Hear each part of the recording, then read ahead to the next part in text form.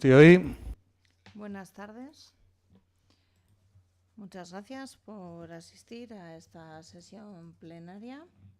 Celebramos el pleno del mes de marzo y, en primer lugar, me gustaría dar las gracias a los representantes de los ciudadanos y ciudadanas, a los técnicos municipales y también a los representantes y a quienes están siguiendo este pleno desde casa.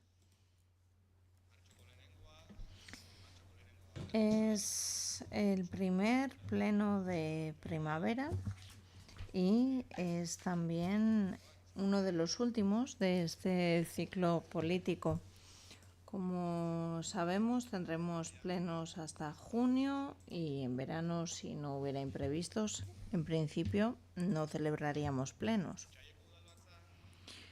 Y en febrero tuvimos un rifirrafe con las preguntas y las intervenciones y me ha parecido interesante recordar cuáles son los aspectos básicos del funcionamiento de los plenos y, a la vista de los incidentes del anterior pleno, creo que sería interesante recordar qué es lo que dice el reglamento general acerca de la celebración de los plenos y por eso le pido a Gorka Artikulazioa eta hori irakurtzea zinegotzi guztiok argi izan dezagun. Mesedez, Gorka, irakurtzerik izango zenuke? Arratsaldean. Irakurriko dizuet reglamentoaren 84. artikuluak adierazten duna, gaztelaniaz esangoet, irakurrikoet ze ez dut itzulpenik topatu, eta ez naiz sartu itzultzen. Segundo bat.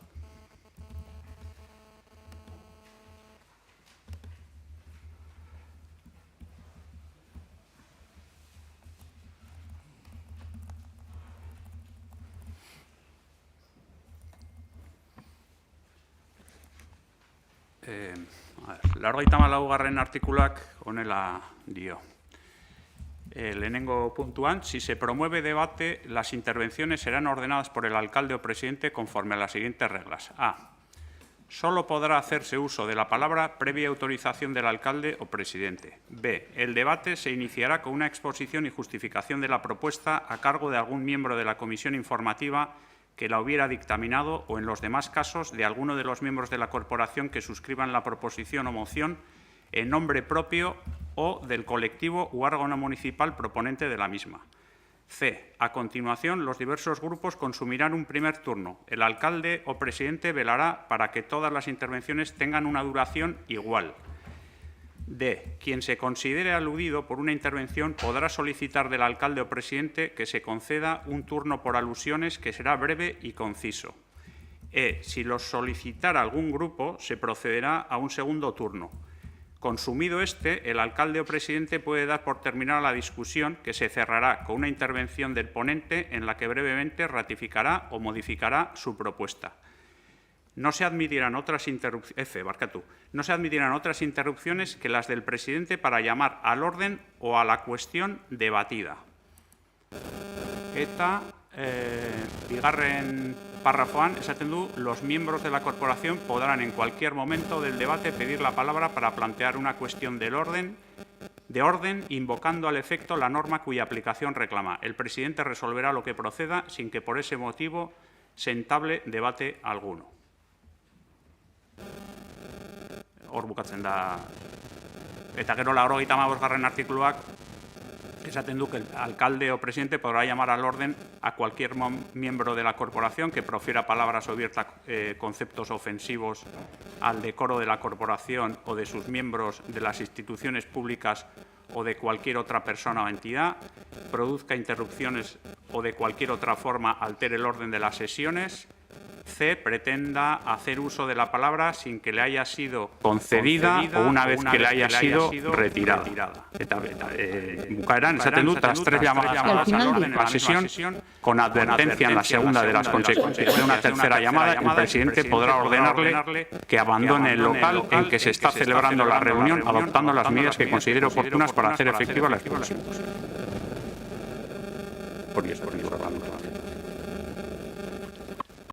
Eskerrik asko, espero dut denok araudia ondo ezagututa, gure jardunean modu batean aritzea auskenikuak batean ari ginen baino, eta ez gaitezen sartu diskutitzen nola hartu dugun txartzea gauzako izu denok argi behar dugula zein den udal batzaren funtzionamendu ohikoa.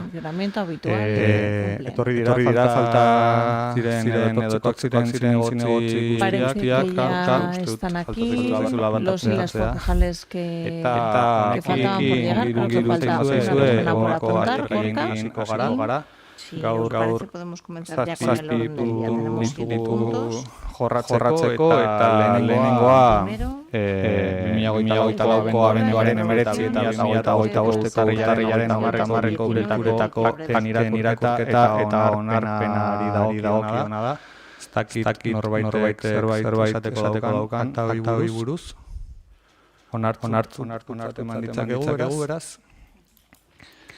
Bi aktak onartzat emango ditugu eta pasako gara bigarren puntura.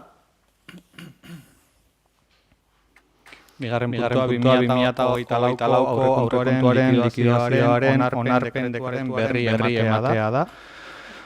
Eta hemen aipatu nahi nuke 2008ko ekitaldi kontablea itxita, aurrekontuaren likidazioaren onarpen dekretua sinuela martxoaren 13an. Udalkide guztiok jaso duten dekretuaz gain, kontu hartzaile jaunaren finantza kontroltena eta finantza kontrol iraunkorraren txostena ere helara zaizue. Hauetatik zenbait datu aipatzearen esango du urte hasierako aurrezpena 29 milioi eurokoa zela, sarrera eta gastuei zegokionean. Ondoren 5 milioi euroko kreditu egin ziren eta 7,6 milioi euroko kreditu gehigarriak ere onartu ziren. Denetara ia 40 milioi euroko betiko aurrekontua izan genuen. Horietatik 13 milioi altxorritegi finantzatzea aurreikusita zegoelarik. Urtea itxitakoan onartutako obligazioak 28 milioi euro izan dira, eta eskubide onartuak berriz 28 milioi eurokoak. Aurreko urtearekin alderatuta, 1,2 milioi euroko igoera izan du obligazioetan, eta milioi erdi euroko igoera onartutako eskubideetan. Aurrekontuaren emaitzari dagoenean, 24ko ekitaldiko aurrekontu emaitza minus 529 eurokoa izan da, eta aurreko ekitaldietik eratorritako aurrekontu emaitzaldiz minus 406.000 eurokoa. Hau da, aurreko ekitaldietik jaso genituen eskubideak eta ordaintzeko genituen obligazioei dagokien eta ekitaldi honetan tramitatu diren operazioen emaitza minus 406.000 eurokoa izan da. Honela, urteko aurrekontu emaitza 935.000 eurokoa izan da. Baina emaitza honi ere doikuntzak egin behar zaizkio. Zan ere besteak beste ekitaldian zehar gastuetarako diruzaintzako gerakinekin barkantzatu dira hainbat gastu.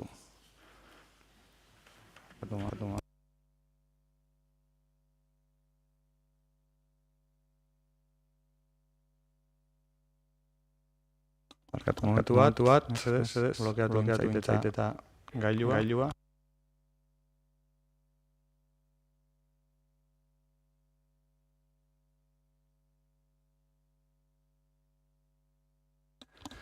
Esaten nuen bezala, zenbait gastu finantzatu dira diruzaintzako gerakinarekin. Eta doikuntza horiek eginda, aurrekontuaren emaitza doitua 6,9 milioi eurokoa izan da. Diruzaintzarako gerakinari dagokionean, diruzaintzako gerakin gordina ia 71 milioi eurokoa izan da. Aurreko urtearekin alderatuta ia milioi bat euro murriztu delarik. Eta horietatik 58 milioi euro jasotzen dira gastu horretarako altxorte gerakin bezala. Dekretu honetaz aparte, aipamen txiki bat egin nahi nuke. 2008 udalaren sarrerak, hau da, kontabilitateko lehenengo kapitulutik kapitulurartekoak, 27,7 milioi euro izan dira. Eta ohiko gastuak, hau da, lehenengo kapitulutik laugarren kapitulurakoak, 22,9 milioi eurokoak izan dira. Honela, aurrezki garbia positiboa izan da. Honek ematen du 4,8 milioi euroko kopuru bat izan dezakegula inbertsioetarako.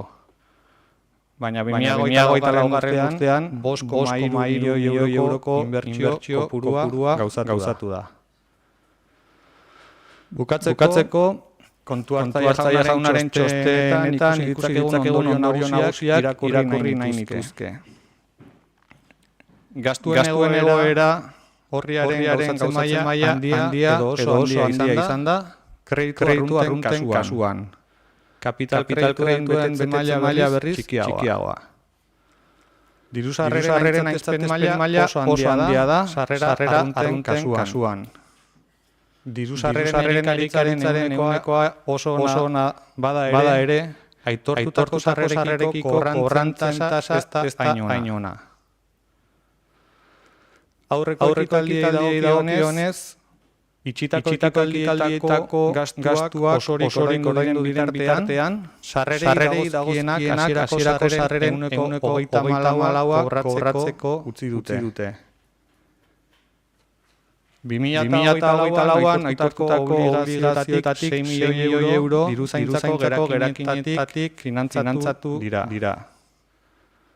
Udalmaian ez da betetzen aurrekontuasun helburua. Hau da, finantzaketa beharra dago. Hau 2008an aitortutako bete beharrengatik sortzen da. Baina, behar horiek diruzaintzako gerakinaren finantzatuta egon dira. Finantza jasangarritasunaren helburua bete egin da. Hondarribiko udalak ez baitu zorrik. Eta gastu arauari dagokionean, udalak gainditu egin du ehuneko 2,6ko gastuan handitzeko ezarrita geneukan muga. Azken puntu bezala, hornitzaileei ordaintzeko epe muga 30 egunetik beherakoa izan da, beraz, baldintza hori ere bete egiten dugu.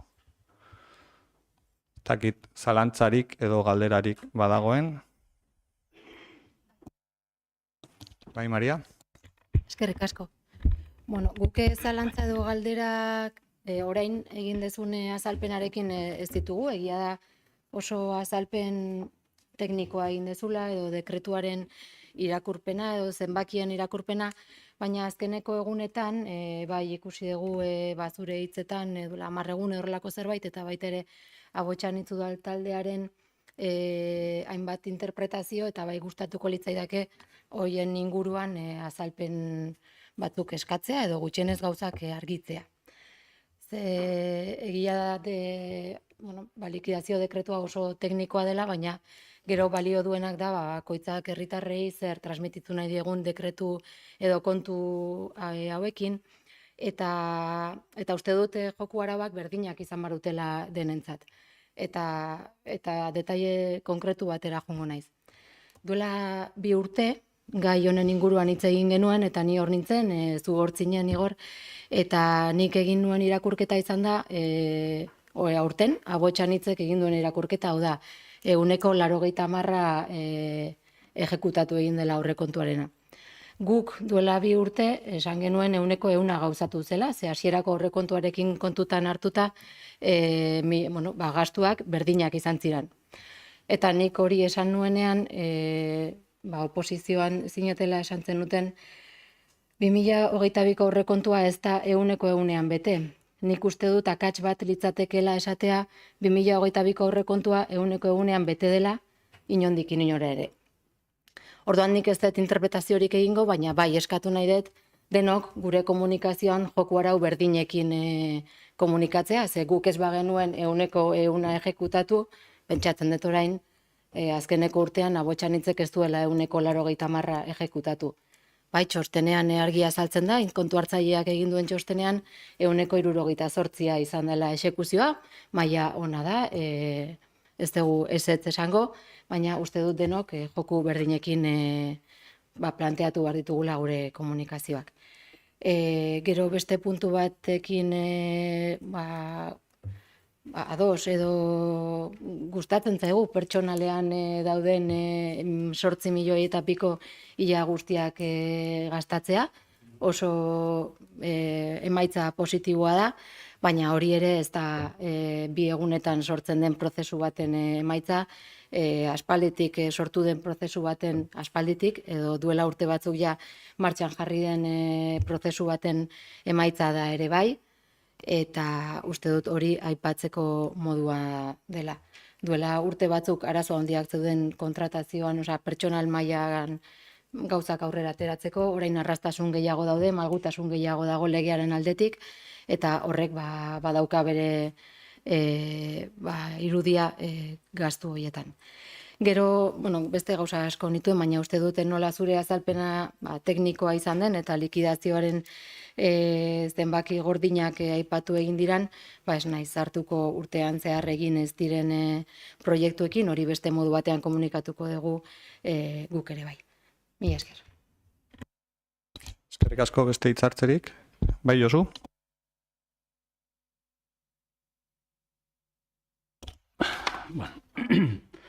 Arratsaldeon.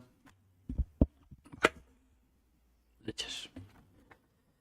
Bueno, yo creo que pixka bat hitza hartu nahi dut, normalian hartzen dut kontabilizazioa agertzen danean, baina jake gauden debate batean, bueno, bintzat, ya gertu du, por parte del gobierno ya se ha presentado, el equipo de gobierno ya ha hecho una valoración, me refiero en la prensa y a nivel público ya ha hecho una valoración de unos porcentajes.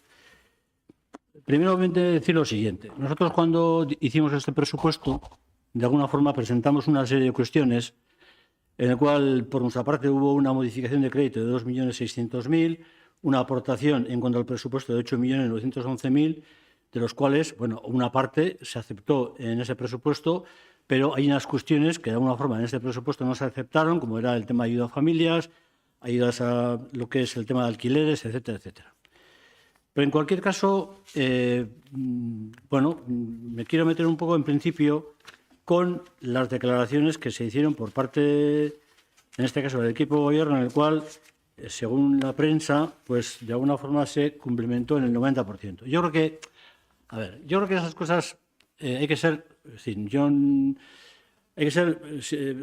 serios, en el sentido de que en este presupuesto no se ha ejecutado el 90%. En todo caso, son cantidades importantes, pero si nosotros nos vamos al tema del informe por parte de la intervención, nos encontramos con que se ha ejecutado, es decir, que los presupuestos definitivos fueron de 41 millones, no de 29, porque 29 es la inicial, y luego hay una modificación, como siempre se ha hecho, 29 son 41, y de los 41, pues obligaciones reconocidas son 28.494, que es el 67%. Es decir, ese es el escenario real del presupuesto, del juego presupuestario del 2024. Esa es la realidad, y no es el 90%. Es el tal. Es una cantidad importante, pero hay que decir lo que es ese. Y de ese mismo ejercicio, si vamos a las inversiones reales, es el 45%. Y eso es lo que de alguna forma nos manifiesta y nos aparece aquí. Siguiendo con el tema, es verdad que en el tema del capítulo de gastos, de alguna forma se ha gastado, es decir, se ha presupuestado y ha habido un gasto importante, en el cual aparece la cifra de 8 millones, es el 96%.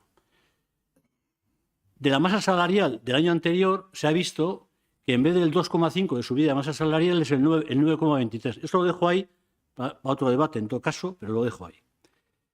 Sobre el tema de las inversiones reales, vuelvo a decir que de 11 millones es el 66, el 45%. Y luego, si nos remitimos, por ejemplo, a la incorporación de créditos, de alguna forma lo que sí aparece es que en la incorporación de créditos lo que es la capacidad crediticia de incorporación es de 7 millones, en este caso, os voy a decir, 7.748.000, de los cuales, de esos 7 millones, una parte de ellos, hay un decreto por parte tuya en el cual ya se meten los 4 millones para el ejercicio siguiente, que es, o sea, hay una modificación. Entonces, te quiero decir que estas son un poco las cifras reales, las cuestiones que de alguna forma están ahí. Es verdad que luego el informe es un informe exhaustivo por parte de la intervención en el cual habla del déficit y tal. Pero bueno, yo creo que yendo a las cifras, estas son la parte, por ejemplo, del presupuesto, que es la parte importante. Yo creo que para mí eso está muy bien. Yo creo que el presupuesto hay unas cantidades en el cual se ha ejecutado el 60 y pico %, no el 90%, de las inversiones el 40 y pico %. Parte de ellos van a entrar en lo que es la aplicación del año 2025 con una ampliación de la modificación. Pero de alguna forma, para mí, en ese sentido, quiero decir que lo importante de lo que es este escenario es un poco también en este tema del gasto, qué es lo que se ha gastado. Y, por ejemplo, en el tema, por ejemplo, de emergencia social, que había un presupuesto de 275, se han gastado 222. Y, por ejemplo, el tema de la ayuda de pobreza energética de 40.000 que habíamos presupuestado, se han gastado 11.000. Y, por ejemplo, de lo que es la ayuda a familias, que se habían presupuestado 40.000, se han gastado 6.000. Y así, sucesivamente, ese es el presupuesto real en cuanto a la aplicación, en cuanto al tema del ayuntamiento. A mí esas cifras son las que me preocupan. Es decir, que de esos 13 millones, en este caso son 13 millones que se han quedado de alguna forma sin ejecutar, entre la diferencia de los 41, los 28, los 13 millones, pues de alguna forma hay esas partidas y hay otras muchas más. Y eso es lo que a mí me preocupa. Es decir, el tema del presupuesto está ahí. Pero quiero deciros un poco es que en esa no ejecución de presupuesto hay cantidades, conceptos, que de alguna forma son para alquileres, etcétera, etcétera, no se han cumplido. Y este es un poco lo que quiero decir. Yo creo, me quedo ahí. Besterik? Bai, Garaba? Bai, arratsaldeon guztioi, guk gure aldetik aipatu nahiko genukena, pixka bat Josuk aipatzen zuen harira, batzutan ez baldin bada exekutatu da ez dalako eskaerarik egon, ez delako gauzatu, eta agian beste batzutan egia da zailtasunak egon direlako. Baina nik portzentaietaz aparte, beste kontu bat jarri nahiko nuke mahai gainean, eta zenbakien dantza baino da gauzatu diren proiektu horien helburua. Zen norabidean inbertitu diran euroak gure herrian eta 180, 177, bakoitzak egingo du nahi duen datuarena, baina argi dago 2024an egindako eta aurrera emandako proiektuekin, Hondarribia azken finean sozialagoa, euskaldunagoa, zainduagoa, bizigarriagoa egiten ari garela, eta onartzeko ere, gauzak ere hobetzeko badaudela, inertzia asko daude eta zuzendu beharrekoak ere, badazpadaiko aurrekontu asko daudelako, eta hortan findu beharra, baina argi dago behintzat inbertitutako bakoitza, jundala Hondarribiaren benetako beharren alde. Eskerrik asko. Hemen aipatu diren hainbat gaiekiko zenbait gauza esan nahiko nuke, eta bat egiten dut Garoak aipatzen duenean hobekuntzarako bidea badagola, eta badago hobekuntzarako bidea, baina hor ezin dugu ahaztu ze hobekuntza eman den azkeneko 2 urtetan. Maria, zuk aipatzen zenuen duela 2 urte nik aipamen bat egin nuela, eta 2022ko ekitaldia ari zela ulertzen dut. Behin baino gehiagotan esan zait EAJaren udaltaldearen aldetik atzera ez behiratzeko, aurrera behiratzeko, baina ikusten dut interesa dagoenean atzera behiratzeko ohitura handia duzutela. Eta 2022ko ekitaldi horretan aipatu nun lehenengo aldia zela, ni udal honetan nengoen eskeroztik behintzat, aurrekontua gastu eta sarreretan parekatzea lortu zela, eta horrekin pozik negola asebeteta geundela Abotsan hitz udal taldeko ordezkari edo bozera maien hitzen horretan, eta neurri batean rekonozimentu bat egin aurkeztu ziren datu haiek azkeneko urteetako onenak zirela. Kontutan hartuta egia da, gaztelu baten erosketa emantzela aurrikusi gabe zegoen eta momentuan erantzun behar izan zitzaion 3 milioi euro terdiko gastu bati aurre eginda lortu zela kontuak parekatzea, baina heldu ginen evoluzio batetatik non gauzatzen maila askoz ere txikiagoa zen, 22an baino, eta gaur egun baino askoz ere txikiagoa zen, emaitzak berak, aipatu dugu, aurrekontuaren emaitza negatiboa dela, hau da, altxortegitik tiratu behar izan dugula. Garai haietan nik udaletxe honetan ezagutu nituen lehenengo urteetan behintzat 22 artekoan, hor zoriondu egin zintuztedan, parekatzeagatik, baino 3 milioi euro terdi eta 5 milioi euro terdiko soberakina gertatzen zen urtetik urtera biltzen zena eta egikaritzen zenaren artean. Eta hori zen bereziki kritikatzen nuena eta, iruditzen zait, azken 2 urte hauetan esfortzu berezi asko egin dela eta eguneroko lan erraldoiaren ondorio direla aurkeztutako aurrekontuaren betetzen maila horiek. Publikoki ez banago oker, egin den irakurketan 80%ko betetzen maila aurrekontuaren hasierako datuekiko zen. Izan ere aurrekontuak ez dire soilik gastua. Aurrekontuak dira diru-sarrerak eta gastuak. Eta diru-sarrerei begirakoan, 100% ia guztia jaso da. 86, ez banago oker, jaso da. Eta horreri begirakoan, uste dut denok partekatuko dugula,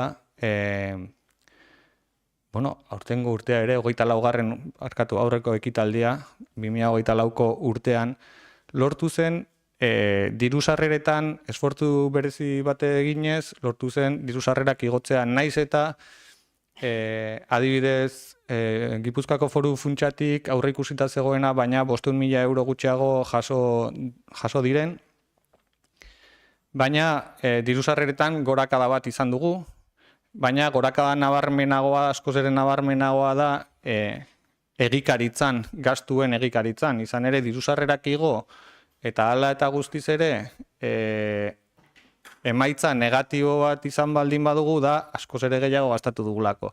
Eta hori eguneroko esfortzu itzel baten ondorio da. 5,2 milioi euroko inbertsioak egiteko teknikari eta udal ordezkari askok lan asko egin behar izan dute. Izan ere, gogoratuko duzuten bezala, 18tik 22 salbu, gaztelua erosi zena, 3 milioi euro inguruko inbertsiotan, batzutan milioi eurora ere iritsi etzenean, pandemia eta ondorengo urtea ere, milioi eurora iritsi etziren urte horietan. Baina, esango dut, eskuzabaltasunez jokatuz, esango dut 3 milioi euroko batazbesteko inbertsioak egite zirela udal honetan, eta orain 5 milioi eurotik gorako inbertsiotan gaude. Eta hori egiteko zuek bakizute zenbateko lana egin behar den. 175 gehiago gastatu da inbertsiotan, hori azkenean da gure udalerriaren hobekuntzetan egiten ditugun saiakerak. Eta, nik desde luego uste dut ikusten dut modu baikorrean aurkeztutako, eta iruditzen zait, ere aipatu dela modu baikorrean ikusten dela udalean ordezkaritza duten udaltalde guztiengatik. Horrekin geratuko naiz. Alderdi sozialistatik esan denaren aritik, aldiz, baitare, ikusten dut, irakurketa baikorra egiten dela, naiz eta hobekuntzarako espazioa badago adierazten denez, eta EH Bildutik baita ere. Eta adibide bezala aipatu ditu laguntza sozialak bezala jasota dauden ekarpenak edo. Josu,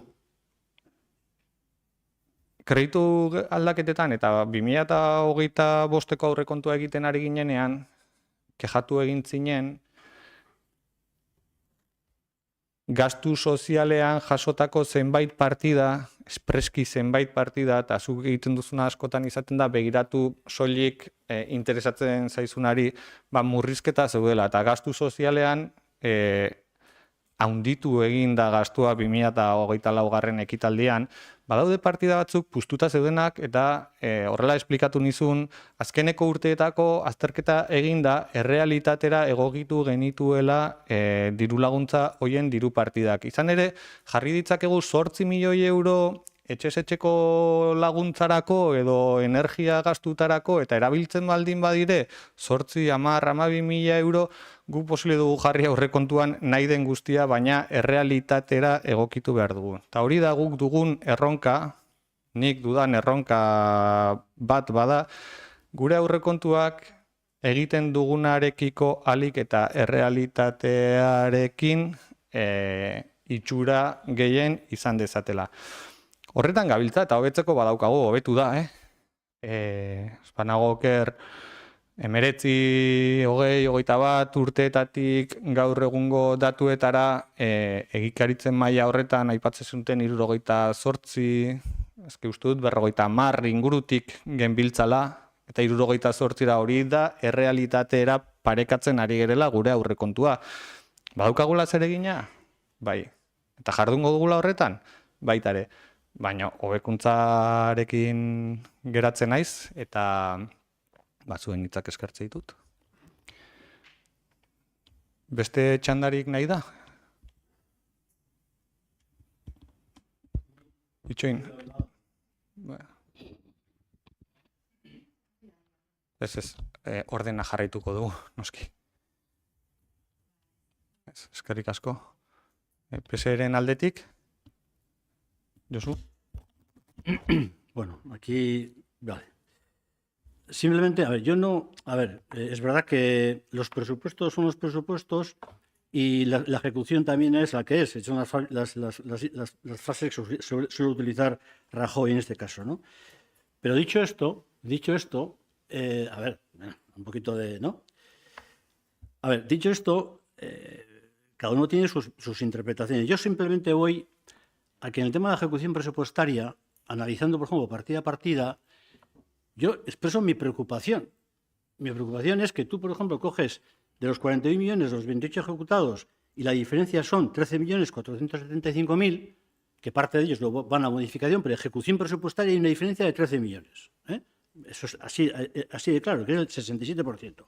Y en ese paquete hay unas partidas que a mí me preocupan, en el sentido de que no se han ejecutado. Y vuelvo a decir, claro, dices, no, es que en servicios sociales se han gastado, efectivamente. Yo no voy a reconocer que en servicios sociales no se ha hecho un esfuerzo. Lo digo así, sincero. Es decir, el último programa de menores, por ejemplo, todo el tema de cartera y tal, pero hay cosas que de alguna forma están ahí, que no se han ejecutado. Y vuelvo a lo que os he dicho, es decir, 2,75, 2,22, 40, 11, 40, 6. Esas partes me preocupan. E incluso luego, mirando, en el programa de intervención de riesgo, 266, se han gastado 77.000. También hay otra partida de 25.000 que se ha gastado 0. Hay una serie de partidas que en esos 13.475.000 en este ejercicio, en el tema social, no se han gastado y en otras muchas cosas. Eso me preocupa. Eso no quiero decir, con eso no quiero echar por la borda el trabajo de lo que es los empleados, de alguna forma los funcionarios, del equipo de gobierno. Yo no estoy diciendo que no, yo creo que se ha hecho un trabajo importante, pero quiero decir que hay una serie de lagunas que están ahí, pero que hay que reconocerlas. Que no me vale ir a un 90% y luego ejecutar el 67%. Hay que ser humildes también. Itzaliko zuen mesez mikrofonoa. Bueno, ez dakit, Bilduren alde, bukatzeko bakarrik esan dut, eta humiltasuna erakutsi dudala uste dut esan dudanean hobetzeko badaukagula. Ez dut uste hemen triunfalista den inolako irakurketarik egin dela, hobetu dela bai, eta hobetzeko badagoela ere bai. Eta gizarte arloko partidetan Josuzuk oso ongi dakizun bezala eta hala eskatu izan duzula beti, sartutzen dira partidak inolaz ere ez dadin geratu inor laguntza bat jaso gabe. Orain, ongi dakizun bezala ere administrazio publikoak ez du dirua banatzen horrela, baizik, espediente batzuk izapidetzen dira, eta espediente horiek izapidetzen direnean betekizunak betetzen dituzten guztiei emantzaile laguntza. Guztiei emantzaile laguntza. Orain, partidak espadin badute erakusten berezko beharraren kopurua baizik puztuta baldin badaude, noski ez direla erabiliko. Denei emantzaile laguntza betekizunak betetzen dituztenean. Denei Josu, inorrez da geratu betekizunak beteta dirua jaso gabe ikuspegi sozialeko arloan. Denei jasotze dute, eta zuk ongi dakizu hori horrela dela. Eta uste dut gaiarekin kontu formulazioa izango dugula ekaineko udalbantzan printzipioz, edo hala gustatuko litzaiguke, eta gai honen inguruan berriro jarduteko aukera edukiko dugula kontuen formulazioa egiten dugun udalbatza horretan. Beraz, pasako gara, ongi iruditzen bazaizue udalbatzako 3. puntura. Eta, 3. puntu honetan jorratuko dugu 2025erako plantilla organiko eta lanpostuen zerrendaren aldaketa onartzeko proposamena. Plantilla organikoan eta lanpostuen zerrendan hainbat aldaketa jasotzearen beharra azaldu da, eta aldaketa hauen inguruko informazio guztia helarazi zaizue zinegotzioi, enpresa komitearekin ere adostu egin da, eta udalkudeaketa batzordean ere eztabaidatu genuen gaia. Hau honela, aipatuko ditut jasotzea proposatzen diren aldaketak. Alde batetik, arkitekto tekniko lanpostu berri bat sortzea dugu helburu. Gure lanpostuen zerrendan 2 arkitektu tekniko plaza genituen, beste arkitektu tekniko bat bagenuen lan programa baten bitartez lanean, eta iruditzen zaigu beharrezkoa dela gure estrukturarentzako 3. arkitektu tekniko lanpostu hori sortzea, eta horrela aldugun azkarren oposaketa deialdia deitzeko saiakera egingo dugu. Bestalde batetik, udaltzaingoko ofizial eta subofizial lanpostuen sarbidea irekitzea proposatzen dugu. Izan ere, ofizial eta subofizial plazak utzi geratuko dira 2025 ekitaldian zehar. Bata egonkortze prozesutik beste lanpostu bat hartu duelako, eta bestea aldiz erretiroa hartzeko aurrikuspena duelako 2025 ekitaldian zehar. Eta lehenbailen lanpostu horiek beteak geratzeko, sarbidea arintzea beharrezkoa ikusten dugu, izan ere plaza betetzeko oposaketa bitarteko prozedura egikaritu beharko litzateke, eta horrek badakigu zenbat denbora eskatzen duen, eta lanpostua betetzeko aldiz sarbide hori arintzeko EAEko beste toki administrazio batzuei eta ertzaintzari irekia egongo den izendapen askea prozedura bitartez lanpostuak betetzea ere ahalbidetzea dakar aldaketa honek. Kultura teknikari eta arkitektu tekniko lanpostuak karrerazko funtzionario bitartez betetzea jasoko da hemendik aurrera. Hau egonkortze prozesutik praktikaldia gainditu eta izendapena, karrerazko funtzionario izendapena jaso duteia da. Euskaltegiko irakasleak langile laboral finko bezala geldituko dire lanpostuen zerrendan, hauek ere egonkortze prozesutik praktikaldea gainditu eta langile laboral finko izendatuak izan dira.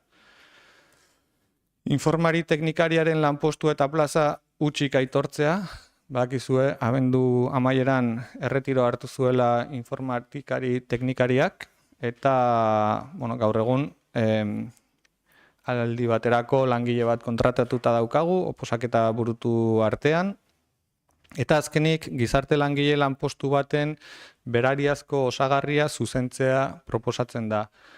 Hau soldata igoerekin akats tekniko bat egon duzen eta gizarte langile baten berariazko osagarrian etzen igoera hori jaso lanpostuen zerrendan eta horren zuzenketa egitea proposatzen da. Ez dakit zalantzarik edo galderarik baden? Bai, Kalixa? Bai, arratsaldeon guztioi. Aipatu duzun bezala aldaketa batzuk ekartzen dire RPT-an, eta, orokorrean guk begi honez ikusten dugu proposatzen diren aldaketak. Azkeneko hilabetetan, urtetan lan asko egiten ari da udaletxe honetan pertsonalaren gaiarekin. Aurreko puntuan aipatu duzuen nola igo den lehenengo kapituloko dirua, horrek nabarmen esaten du pertsonala gehiago dagoela eta beharra badagoela.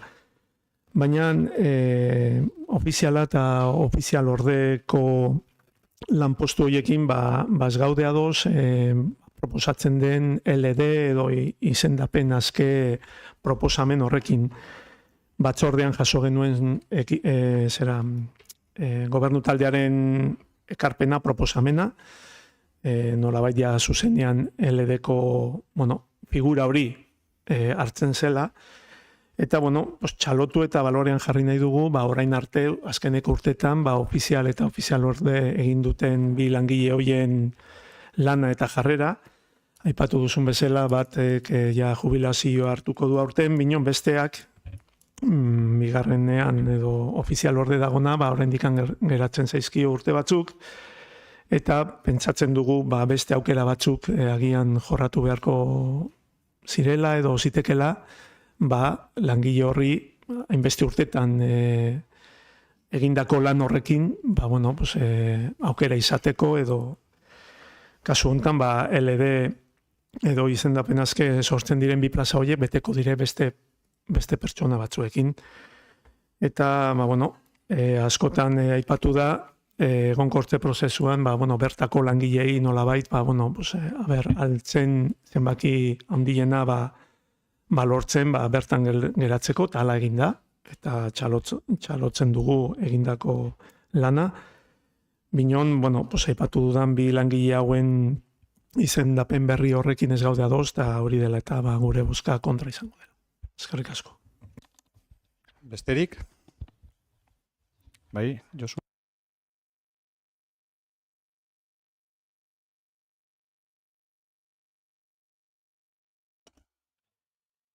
Nik talde komisioan agertu nuen bezala dauzkat nire ikuspegi oso desberdinak.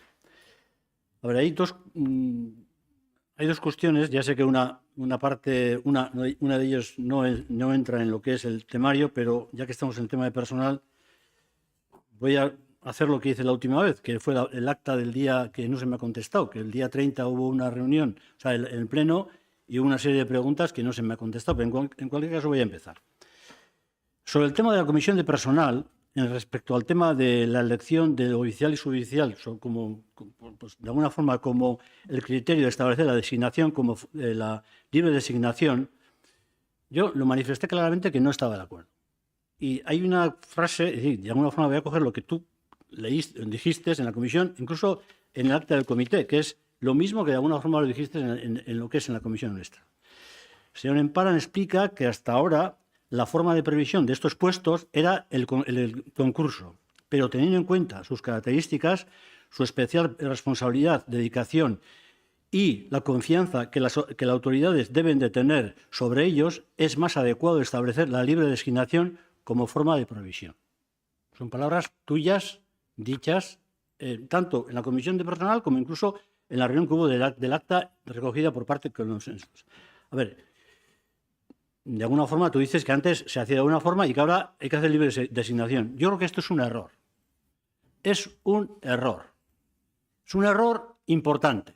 Sobre todo en el sentido de que si hemos estado defendiendo permanentemente que cuando se eligen una serie de puestos para el ayuntamiento, en este caso el oficial y suboficial, sean por un concurso, el establecer una especie de, también un concurso, porque luego al final la elección es del alcalde, pues hombre, a mí no me parece procedente.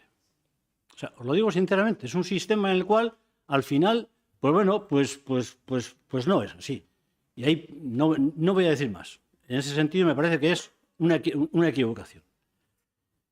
Y segundo, y lo tengo que decir, el pleno del mes de enero yo te emplacé a una serie de cuestiones en el cual, lo dije, que es la elección que se va a hacer por parte de Armaplaza de una persona como administrativo y dos para, de alguna forma, de visitadores y tal. Y lo dije. Yo en aquel momento no tenía derecho a voto, luego hubo una reunión el jueves, pero claro, por cuestiones médicas no pude asistir, pero en este pleno lo tengo que decir, yo creo que es una equivocación también de alguna forma entrar en ese procedimiento, porque hay unos procedimientos en los cuales que son igualdad, mérito y capacidad que no se cumplen en la elección en Armaplaza de esas tres personas. No se cumplen, Igor, no se cumplen. Entonces, de alguna forma, por la calle del medio, vamos a hacer una especie de no sé qué, para de alguna forma automáticamente a tres personas que de alguna forma están en Armaplaza a través de una subcontrata, a través de una subrogación, le vamos a hacer fijos discontinuos por parte de la Fundación. Y la Fundación es un organismo público, porque más del 50% es dinero público. Y creo que hay que respetar los criterios públicos, cosa que no se respeta, no se va a respetar, en el cual vuelvo a decir que es otra equivocación. Y yo no tengo más que decir. Son dos equivocaciones importantes, porque luego las consecuencias son a más con el resto de los departamentos que a nivel de ayuntamiento habrá que afrontar. Y dicho, otras subcontratas, etcétera, etcétera. En el cual, vuelvo a decir, yo creo que es una equivocación, yo creo que, creo que hay que pensárselo de alguna manera, pero en fin, ese es un poco mi criterio sobre estas dos cuestiones. Punto. Besterik? Bueno, hemen, eske, entzuten dire gauza batzuk, ez dakit nahitaz esaten diren gaizki edo ez jakintasuna den. Baina, bueno, eskertzen dut behintzat esatea, aktetan berdina jasotzen dela, bai komitearekin eukitzen ditugun negoziaketan mailetan, bai gainerako ordezkariekin izaten ditugun batzordeetan eta bai hemen bertan ere gauza berdina esango dut, beti uste dut aurrez juten naizelako eta ongi esplikatzen saiatzen naizelako gauzak. Deigarria egiten zait entzutea alde batetik aipatzea orain dauden pertsona hoiek jarraitu beharko luketela eta beste alde batetik aukera berdintasuna, meritua, gaitasuna aipatzea sabai bezala eta hortik ezin pasa izatea. Orduan, kontrajarriak dauden mezuak entzuten ditut eta orduan ez dakit nola kokatu ez sartzagatik Josu Armaplazako fundazioko gauzak orain batean hemen astea ez zaizula erantzun zerbaiti aipatu duzu ez dakit zertaz ari zaren, zeren beti erantzuten dizugu egiten dizkiguzun galdera guztiei. Begira, lehen aipatu dut sarbidea erresteko aukera baliatzen ari ginela lehen lanpostu horiek beteta eukitzeko. Lanpostu horiek betetzeko prozedura bat egingo da. Eta orain arte, ez dakit nola izendatu ziren ofizial eta subofiziala, Kalixa zu jakingo zuni baino, hobeto baina oposaketa lehiak eta bitartez behintzat badakizu ez zirela bete bi lanpostu horiek. Ez dakit prozedurarik egintzen, ni ez negoen beraien izendapena izan zenean, ez negoen udaletxe honetan, baina ongi dakizute urte batzuk daramatza zuenek hori lanpostu horiek biek ez zirela bete karrerazko funtzionario bezala, baizik eta ez dakit nola bete zuten. Eta nik ere eskertzen diet egindako lana, noski. Eskertzen diet pila bat egindako lana. Hartu dituztelako ardura batzuk, ez dakit nola izendatuak izan diren, baina hartu zituzten bere garaian ardura batzuk eta ardura horiek bete dituzte. Orain egiten ari garena da, bi lanpostuak utzi geratuko dire, plazak behintzat gure lanpostuen zerrendan baten erretiroagatik, eta subofiziala kasu hontan egonkortze prozesua burututa agente lehenaren plaza hartuko du, orduan nola betetzen ditugu. Eta betetzeko bi lanpostu horiek ofizial eta subofizialarenak egin behar dugu prozedura bat. Eta oposaketa prozedura bat egiteak badakigu guztiok 2 edo 3 urteko prozedura bat daukala, eta ezin dugu bizi Hondarribian, nire ustez, ofizial eta subofizial plazak utxik ditularik. Horregatik, prozedura bat, legezko prozedura bat, beste herri askotan egiten den prozedura bat, bai alderdi sozialistako, bai EAJ-ko agintaritza duten udalek erabiltzen dituzten prozedura legezkoak dire proposatzen ari garenak eta burutzeko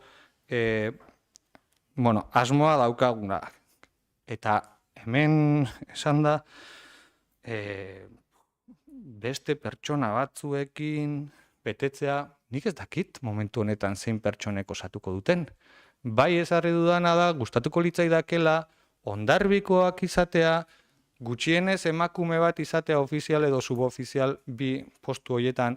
Horrelako gauza jarritu dut mahai gainean, baina irikiko dugu aukera EAEko beste administrazioetan karrerazko funtzionariak diren, edo ertzaintzan karrerazko funtzionarioak diren hautagaien artean, aurkezteko beraien proposamenak, eta proposamenak aurkezten dituztenean irizpide batzuk jasoko dira, eta jasoko diren irizpide horien baitan aukeratuko da zeintzuk bete behar duten ofizial eta subofizial plazak. Orduan, gaur ezin da esan orain dagoenak ez duenik beteko. Hau da, betetzen baldin bada, prozedura baten bitartez beteko dela. Hau da, zuzentasunean jokatzera goazela. Eta behin, uste dut hemen baditugula udal honetan beste langile batzuk, Komisión de Servizio edo ez dakit nola esaten den euskeraz, lanean zerbitzu betekizunetan deitzen da, zerbitzu betekizunetan lanean dauden zenbait teknikari baditugu, ala nola idazkaria bera, kontu hartzaile jauna bera ere, eta ohiko prozedurak dira, eta prozedurak betetzen dituzte legean ezarritakoaren arabera, eta horixe bera egitea da proposatzen duguna gaurko aldaketarekin. Baina, ulertzen dut zuei etzaizuela gustatzen, naiz eta zuen alderdiek agintzen duten lekuetan horrelako prozedurak maiztasun eta normaltasun oso erabiltzen dituzten, batzutan iruditzen zait notizio onak direnak, hau da, prozedurak, legezkotasunezko prozedurak egitera goazenean aipatzen ditugunean, zuei gaizki iruditzea, onartu beharko dut joku politikotzat, naiz eta nik ere ez dudan oso gustoko.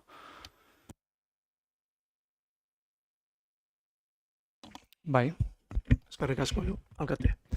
Ez dute zer esan legearen kontra doazenik olako erabakiak.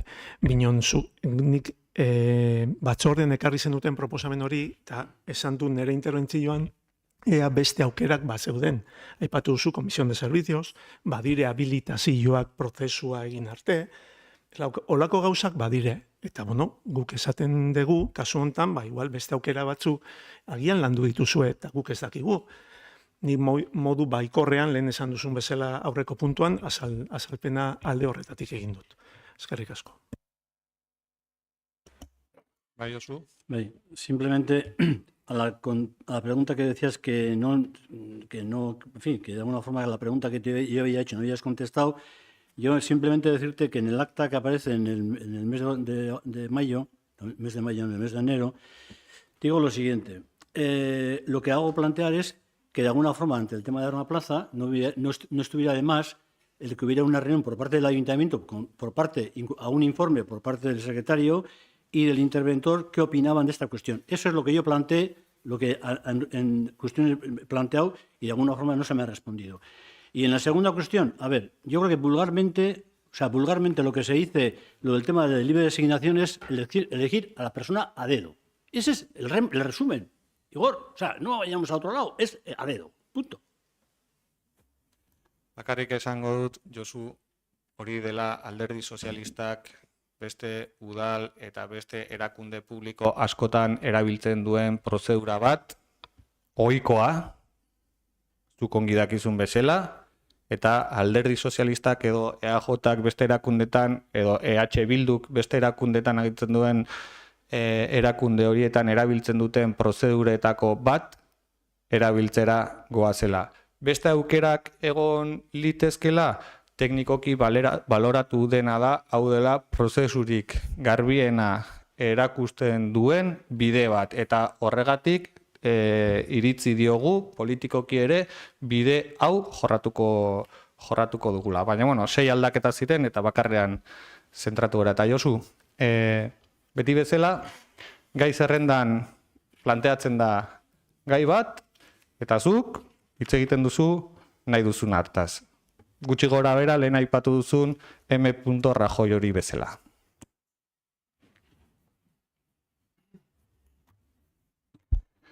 Beraz, 2025erako plantilla organiko eta lanpostuen zerrendaren aldaketaren proposamena onartzearen aldeko bozkak.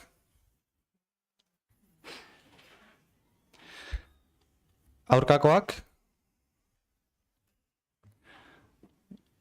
Beraz, gehiengoz onartua.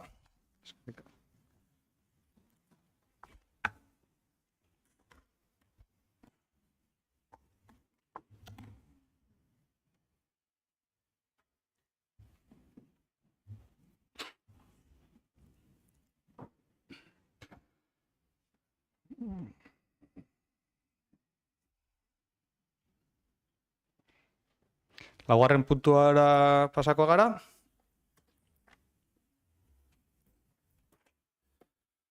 Laugarren puntuan Hondarribiko Mendelu auzoa hiri berroneratze integralerako eta birgaltzeko hurbiltasunez kudeatzeko bulego teknikoaren arreta, informazio eta kudeaketa zerbitzuaren kontratazio espedientea onartzeko proposamena da.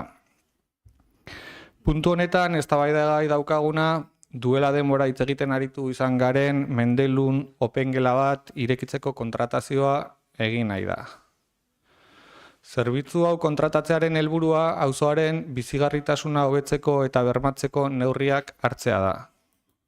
Birgaitze tradizionala zaratago, hiri berroneratzearen helburua ere izango du. Lanketa honek ikuspegi anitza izango du. Izan ere, arlo juridikoa, arkitekturazkoa edo teknikoa eta gizarte ikuspegia ere landuko baititu. Proposatzen den kontratazio honek bi fase ezberdin bereizten ditu. Alde batetik, azterketa teknikoak egitea, hau da, birgaitzaren programaren irismena, birgaitze area definitzea, eraikinen etorkizuna zehaztea eta plangintza xeatu bat egitea, eta bestalde batetik, birgaitze programaren gauzatzea bera. Kontratazioari propioki dagokionean esan beharra dago Eusko Jaurlaritzako lurralde plangintza eta etxebizitza sailarekin partekatu egin direla plegu teknikoen baldintzak eta kontratazio prozedura hau prozedura irekiz egingo dela sektore publikoko kontratuen legeak jasotakoaren arabera. Kontratuaren iraupena 3 urtekoa izango da eta 2 urteko luzapena egiteko aukera izango delarik. Urte bat, gehi urte bat. Volumen ekonomikoari dagokionean, ia 960.000 euroko aurre ikuspena dauka. Eta finantzaketa Hondarribiko udalaren eta Eusko Jaurlaritzaren artean partekatua izatea lortu da akordio bitartez. Lehen urteko kostua 266.000 eurokoa izango da, eta gainerakoetan 224.000 eurokoa izatea aurreikusten da. Azkenik, kontratazio proposamen honi dagozkion hirigintza departamentuko arduradunaren, kontu hartzailearen eta idazkariaren txostenak ere jaso dira. Takitz, galderarik, zalantzarik, badagoen? Bai, Gonzalo? Hoy votamos en contra de la contratación de una empresa para la gestión de la OpenGela Mendelu. No porque estemos en contra de la regeneración de Mendelu. Todo lo contrario. Sabemos que es un proyecto necesario y también que los vecinos y vecinas lo esperan. Pero lo que no vamos a hacer es blanquear al gobierno municipal. Este equipo de gobierno, cuando estaba en la oposición, nos acusó durante años de abusar de la subcontratación. Decían que los servicios municipales debían prestarse con personal público, que externalizar era desmantelar lo público, Pero ahora que gobiernan, hace exactamente lo contrario. Y no es la primera vez. Este contrato, por valor de 1 millón de euros, es solo otro ejemplo de falta de su coherencia. Nuestro voto en contra no es un no a la OpenGela, no es un no a Mendelu, es un no a decir una cosa en la oposición y hacer la contraria en gobierno. Un no a un modelo de gestión basada en la contratación y la falta de principios. La regeneración de Mendelu es necesaria, pero también la coherencia política. Y por eso hoy decimos no a este contrato. Eskerrik asko. La regeneración de Mendelu es necesaria, pero también lo es la coherencia política. Además, cada vez que se hace más urgente la creación de una unidad de vivienda con personal propio. Ahora urge atender las necesidades de Mendelu. Pero una vez se apruebe el plan general, ¿qué? ¿Cómo? El volumen de trabajo va a aumentar y mucho. En lugar de afrontar este reto con una estructura pública y fuerte, se están poniendo parches con estas contrataciones. Parches. Se contrata una empresa para atender las dudas sobre las respuestas a las alegaciones. Se otorga directamente a dedo a una promotora la construcción de pisos de vivienda oficial, aludiendo a la falta de medios personales en el ayuntamiento. Y ahora esto, 1 millón de euros para contratar a 3 personas que prestan este servicio durante 5 años. La planificación y la coherencia son imprescindibles para una buena gestión municipal. Por eso, hoy decimos sí a la OpenGela, hoy decimos sí a Mendelu y decimos no a este contrato por falta de coherencia política.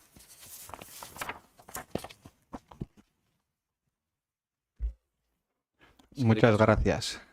Norbait gehiago? Ez dut farra ikusten, Ez dakit nondik ikusten zuten.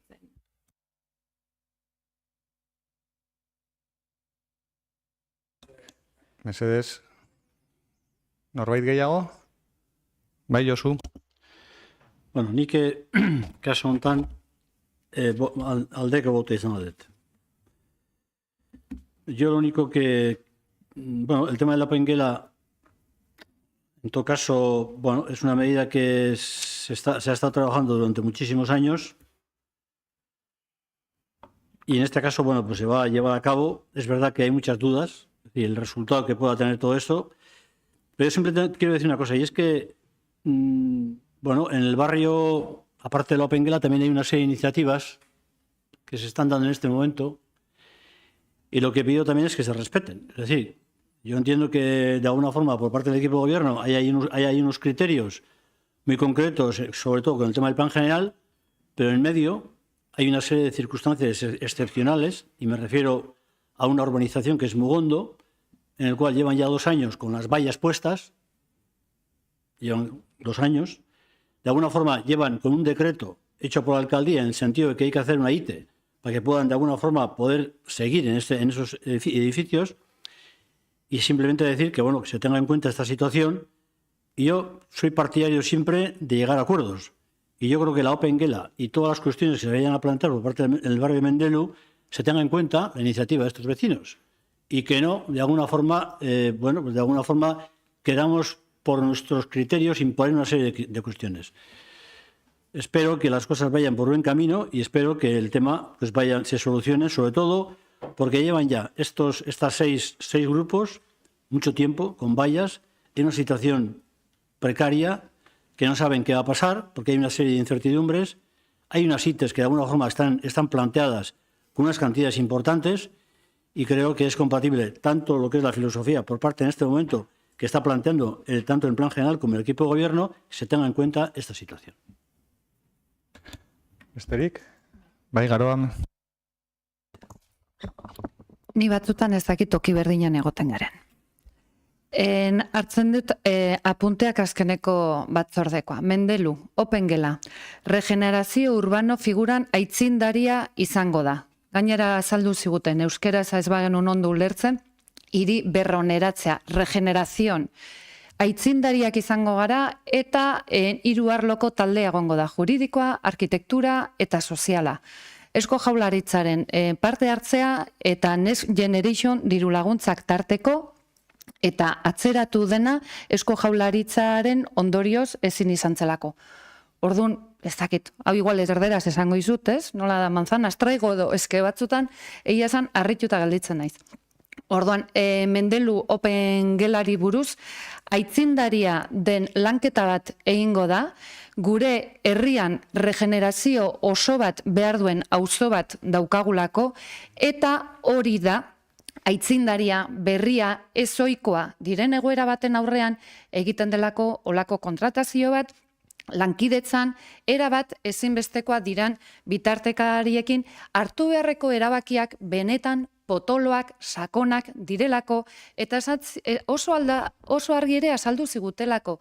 Mendelure kasuan ez dela bakarrikan etxe bizitzen envoltorioa aldatzea edo kalderak aldatzea baizik eta oinarriak daude gaizki, zenbaitetan mugondoren kasuan bezala. Beraz, planteatzen dena da ea etxe bizitza horiekin zer egin behar den, eta horregatikan alderdi soziala, hiru pertsona hoiez osatutako lantaldea ezinbestekoa da, eta aitzindaria izango da gure herria, sentitzen dut, eta hau esango dugu, gauzak utzi eta utzi eta utzi egin direlako, pelotak handitzen joan dire, arazoak handitzen joan dire, eta orain aitzindariak izan behar gera ea auzo horrekin zer egiten egin behar dugun. Beraz, gure bozka noski aldeko izango da ze auzokoek ez dute besterik ulertuko. Eskerrik asko. Koherentzia politikoa izan da aipatu den gai bat, eta ni benetan harrituta nago entzuten ditudan gauza hoiekin. Izan ere, udalbatza honetako bigarren puntuan hitz egiten aritu garenean, pertsonalari buruz aritu gara, pertsonal kostuak, pertsonal kopuru handitzea. Aipatu da EAJaren aldetik, nabarmena dela pertsonal gaietan eman den aldaketa, eman den indartzea udaletxe honetan. Eta gero aipatzen da, azpi kontratazioan sakontzen ari garela pertsonal propioan izan beharrean. Eta nun dago koherentzia hor? Udalbatza bertan ordu erdi bat lehenago eta ordu erdi bat beranduago esandakoak guztiz kontrajarriak dira. Guztiz kontrajarriak dira. Eta gogoratu nahi dut, opengela guztiak iriki direnak Euskal Herrian, Garoak esan duen bezala, Hondarribikoa lehenengo saiakera izango da berroneratzearen ikuspegi batetik, bestetan birgaitze dako opengelak izan dira, Eusko Jaurlaritzarekin adostasunera iritsita izan da zein eredu plegu tekniko guztiak kostatu zaigu, Kriston pila kostatu zaigu adostasun honetara iristea Eusko Jaurlaritzarekin bateratzea irizpide teknikoak nola izan behar duten. Mendeluri dagokionean bide azpiegiturekin, foru aldundiarekin ere lanketan eramaki ditugu hilabeteak, lortzen ari gara urratsak ematea, finantzaketan partekatuko ditugu udalak, foru aldundiak, Eusko Jaurlaritzak, partekatuko ditugu gure funtsak Mendelu auzoan bizitza erraixago eta bizitza erosoago, egokiago bat izateko helburuan, eta harrigarria iruditzen zait beste erakundeekin elkarlanean lortutako prozedura bide hau adostera iritsi eta udal talde bat hemen etortzea eta koherentzia faltaz hitz egitea. Benetan, iruditzen zait, lehen aipatu dut ere, berri onak ditugunean, eta hau oso berri on bat da, oso garrantzitsua da Mendelu auzoan behingoz €1.000.000 ekarpena eukiko duen azterketetan udal hau inplikatzea, beste erakunde publikoak ere inplikatu ditugun bezala lortu dugu, hasi dire gauzak mugitzen, eta aurkako bozka bat benetan, bakoitzak jakingo du, nola narrasten ditun notizio onak eta jendearengan iristera saiatzen den gauzak ez direla hain egokiak diruditena bezala, baina hau benetan dela berri on bat, kontratazio on bat, oso on bat dela, eta bakoitzak jakingo du zer bozkatzen duen. Bai, Gonzalo? Bai, argi gelditzeko. Gu ez gaude kontra, ez opengela, eta ez Mendelu auzoari. Argi utzi nahi dugu. Eta hala da. Orduan, esan dugu, zergatikan kontra ingo dugu. Opengelaren alde gaude, Mendeluren alde gaude, eta orduan hori argi utzi nahi dut. Ez dakit besterik. Talde bakoitzaren, nik bukatuko dut orduan, aipatuz proposamena mantentzen dugula eta talde bakoitzaren posizioa erakusten dela udalbatzan bozketa bitartez. Eta horregatik, 4. puntua Hondarribiko Mendelu auzoa hiri berroneratze integralerako eta birgaitzeko hurbiltasunez kudeatzeko bulego teknikoaren arreta, informazio eta kudeaketa zerbitzuaren kontratazio espedientea onartzearen aldeko bozkak. Kontrakoak gehiengoz onartua.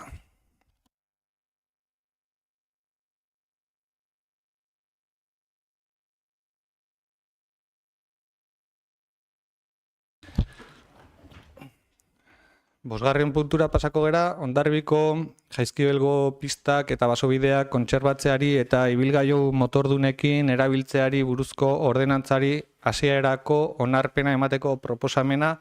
Mesedez Garoa, ingurumen zinegotzi bezala.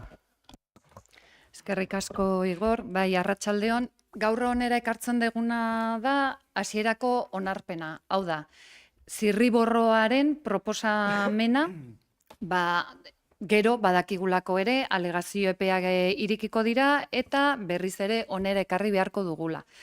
Aipatu nahiko nuke edozein ordenantza bezala bere prozedurarekin jarraitu dugula, aurretiazko kontsulta publikoa izan zen otsailean, eta gero batzordetikan pasa dugula. Eta aipatzeko ere, bi batzordetik pasa dugula, lehenengoan informazioa emateko eta bigarrenean diktaminatzeko. Honi dagokionez eta testu ingurua kontatu nahiko nuke, ordenantzaren araudi xehatuak edo kontatu baino lehen, eta da ordenantza honen zirriborroa gobernu taldeak berriak jasozola, aurreko legealdian hasi zelako bere lanketarekin. Egia da ere, lehenengo proposamen horrek askoz begirada zabalagoa zaukala, askoz ere gauza gehiago arautu nahi zituela. Gero ere aipatu nahiko nuke, legealdi aldaketarekin ez ditxuk hartu zuela horren ardura, eta gero nere esku etorri dela, eta bitarte horretan aldatu dela bere norabidea. Ordenantza honena eta bereziki aldatu dela aldundiaren irizpide teknikoaren arabera. Gogoratu behar dugula, Jaizkibel mendia gure jabetzakoa dela, baina bere mantenua eta kontserbazioa aldundiari dagokiola. Eta beraz, aurreko lehenengo zirriborro horietan egiten ari ginena, ematen duez, beraien eskuduntzetan sartzen ari ginen, ari zelako ere ze jarduera burutu altziren eta ez esaten, eta hori ez omen dagokigu guri. Horregaitikan eta honegaitikan gaur ekartzen duguna da, azken finean mugikortasuneko ordenantza bat Jaizkibelean kokatuta. Eta zergaitikan Jaizkibel? Jaizkibel Natura 2000 sareko parte da, baita ere kontserbazio bereziko eremua, eta naizka horrek dagoeneko ematen dion babes maila bat gelditzen da oso modu orokorrean. Lege horiek beti behar dute arau xeatuago bat edo herri mailakoa. Eta Jaizkibel azken finean bertan baditugu baso eta bide pistak mantendu behar direnak, bertara sartzeko ezinbestekoa direna, larrialdientzako ere ezinbestekoa direna, edota bertan bizi, edota lurrata daukatenantzat. Zer gertatu zaiguna da, azkeneko urtetan, arau zehatzak ez egotearen ondorioz, bide horietatikan inongo kontrolik gabe, motordun ibilgailuak sartzen ari direla, motordun ibilgailua trafiko zuzendaritzaren araudiaren arabera ziklomotorrak ere bertan sartzen dire, eta orduan ikusi deguna da, beharra daukagula, ze pista horietatik zeintzuk pasa daitezken edo ez arautzeko. Hori da ere, ordenantza honen hasieran eta zergaitia azaltzeko daukagun sarreran. Ordenantzak gero berez, azken finean 25 artikulu ditu, 2 azken xedapen eta eraskin bat.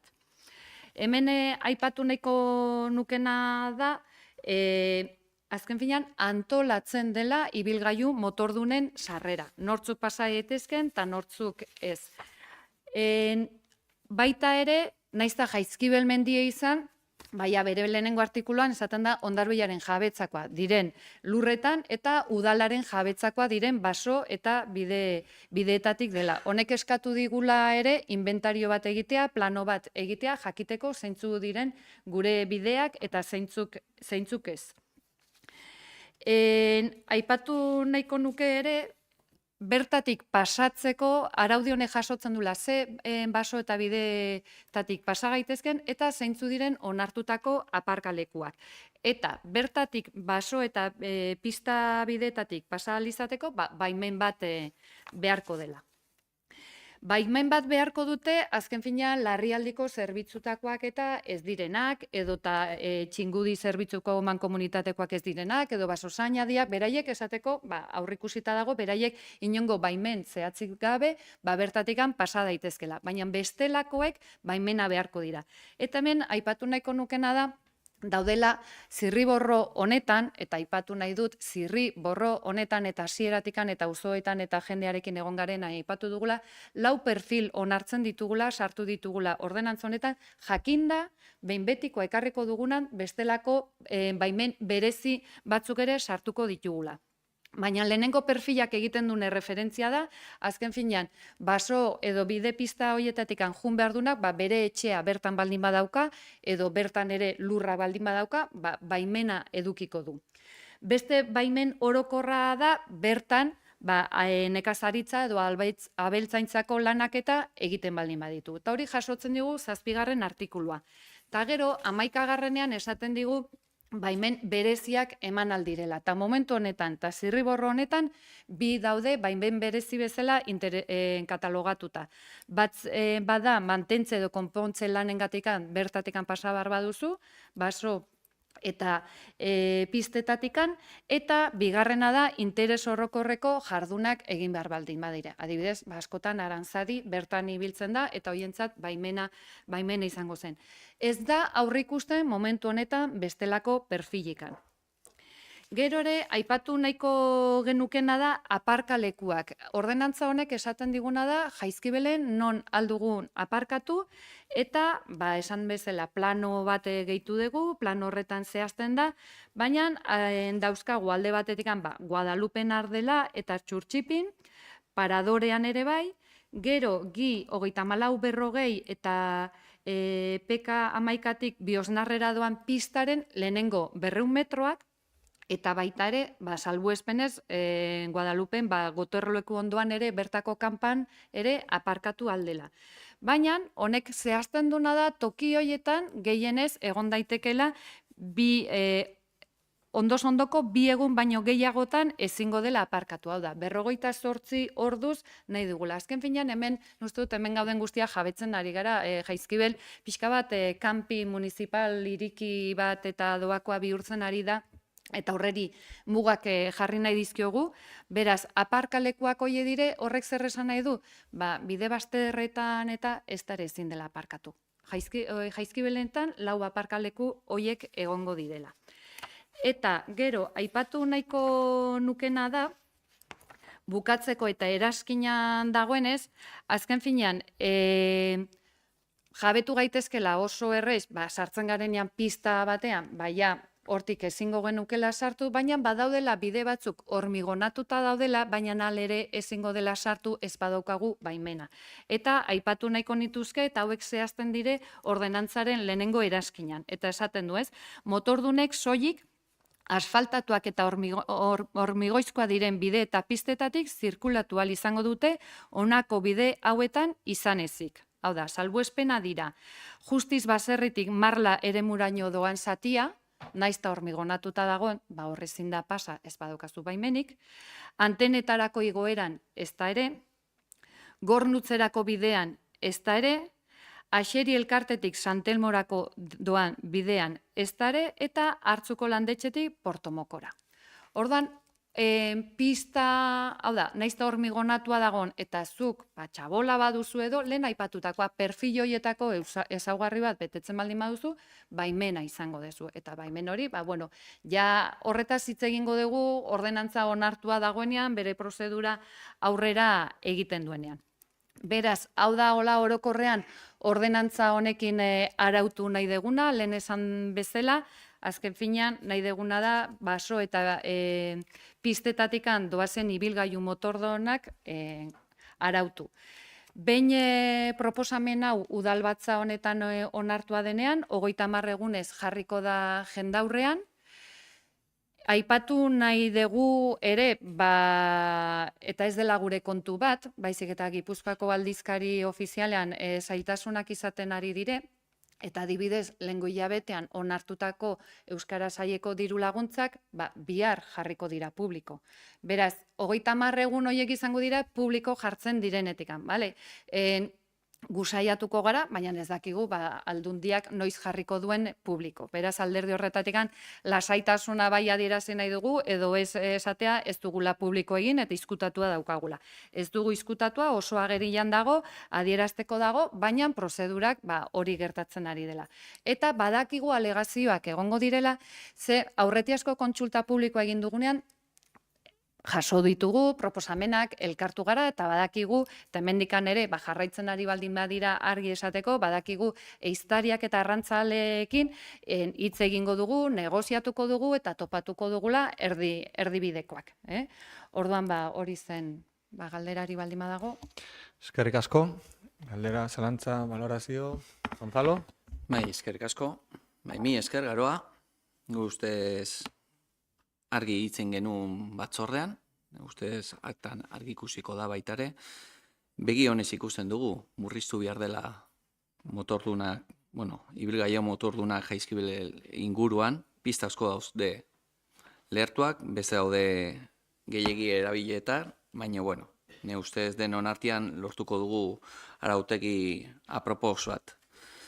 Baina, gure boska azten ditu ingo gera komisio moduan, gure ustez egin direlako bilera batzuk, bai auzo baserritarrekin, bai arrantzalekin, bai ehiztarirekin, beraiei esan zaie ekarpenak eta proposamenak idazteko, eta bertan arautegi zirriborronetan ez ditugu ikusi.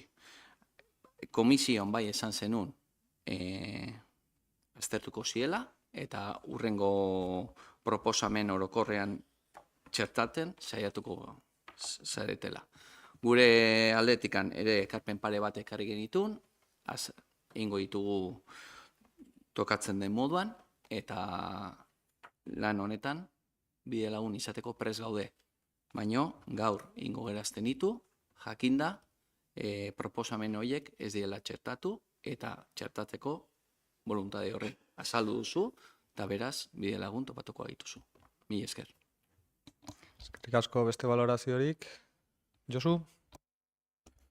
Bai, bueno, nik aldetik beti izateetena, ez da, ekartzen zaigu la propuesta pues una semana antes, komisioan dictamena, la verdad es que en esos pocos días no tengo capacidad para analizar demasiado la propuesta. Pero en todo caso, ya lo dijo en la comisión, yo creo que hay cuestiones que, bueno, pues que efectivamente están en este tema, en el sentido que nosotros vamos a poner unos reglamentos y unas normas, pero esos reglamentos y normas también son derechos y obligaciones. Hay un problema, aparte del tema del camino, es el tema de las coberturas. Hay un problema de coberturas. Nosotros vamos a permitir, de alguna forma, vamos a prohibir que haya una serie de cuestiones, pero Jaizkibel, en la parte de atrás, incluso en la parte delantera, el problema es las coberturas. Y ese es un tema que me gustaría tratarlo paralelo con este reglamento. Porque es que estamos hablando de derechos y obligaciones, pero claro, derechos sí, pero obligaciones, la gente dice, sí, me parece muy bien, me impones una serie de criterios que me parecen perfectos. ¿De acuerdo? Ya sé que no tiene nada que ver, pero hay un problema serio. Serio porque de alguna forma luego, pues bueno, hay unas cuestiones que afectan en casos de emergencia, en casos de situación, incluso a las propias días, a las propias situaciones, permitimos dejar que la día pase, pero no tiene cobertura. Es decir, yo creo que aquí pasa algo, aquí falta algo. Ya lo planteé este tema en su día, incluso la cobertura también nos falta en Uriarte. Ya lo planteé, incluso una cantidad que se aprobó un presupuesto de 18.000 y pico de euros, pero que todavía no sé dónde está, que ya lo plantearé luego en la parte final de ruegos y preguntas. Pero bueno, este es un asunto que lo tenemos que tomar muy en serio porque al final la comunicación, pues bueno, no voy a entrar en más porque tampoco quiero hacer dramatismos, porque no es cuestión de hacer esas cuestiones, no me gusta. Aparte de eso, bueno, está el tema de los cierres del golf. Aquí hay un problema y es que estamos hablando de una serie de caminos, pero que todavía ahí están cerrados.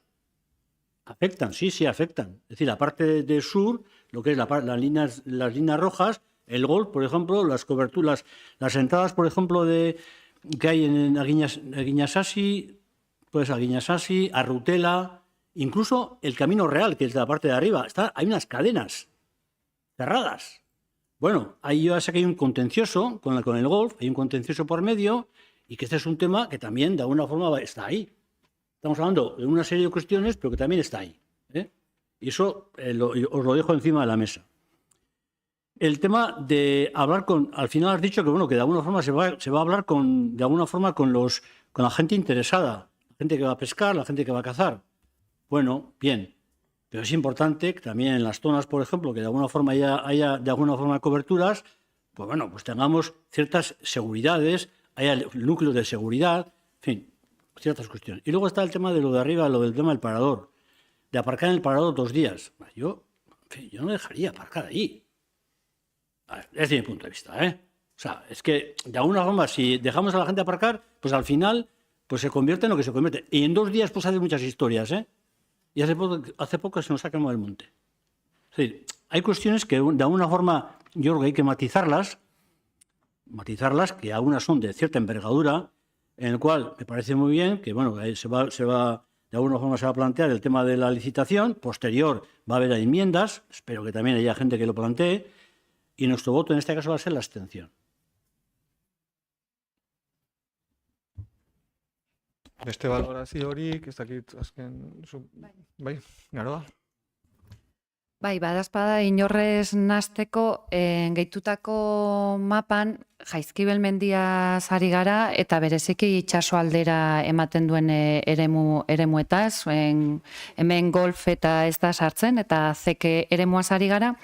Eta guri larritzen gaitu ere bai Jaizkibelen dagoen egoera, eta lehen esan dudan bezala jabetza gurea da, baina kontserbazioa eta mantentzea aldundiarena eukidegu desgrazia oain dela gutxi ere bai, eta horregatik astelenean aldundiarekin bilduko gara, guk gure etxeko lanak egiten ari garelako, orain artean ni jaso dudanangatikan azkeneko urteetan ez dute beraiei dagozkione lanak egin araudi bat ez genulako herri mailan eta bazekitelako pistak eta zaindu eta mantendu ezkero oraindik eta turistak barrurago sartuko zirela, hori da nik jaso dudan informazioa. Orduan gu egiten ari gara, ordenantza hau bideratzen ari gara, eta horregatik jakin nahi dugu ere, aldundiak ze plangintza daukan ere Jaizkibelekin, eta hor hitz egingo dugu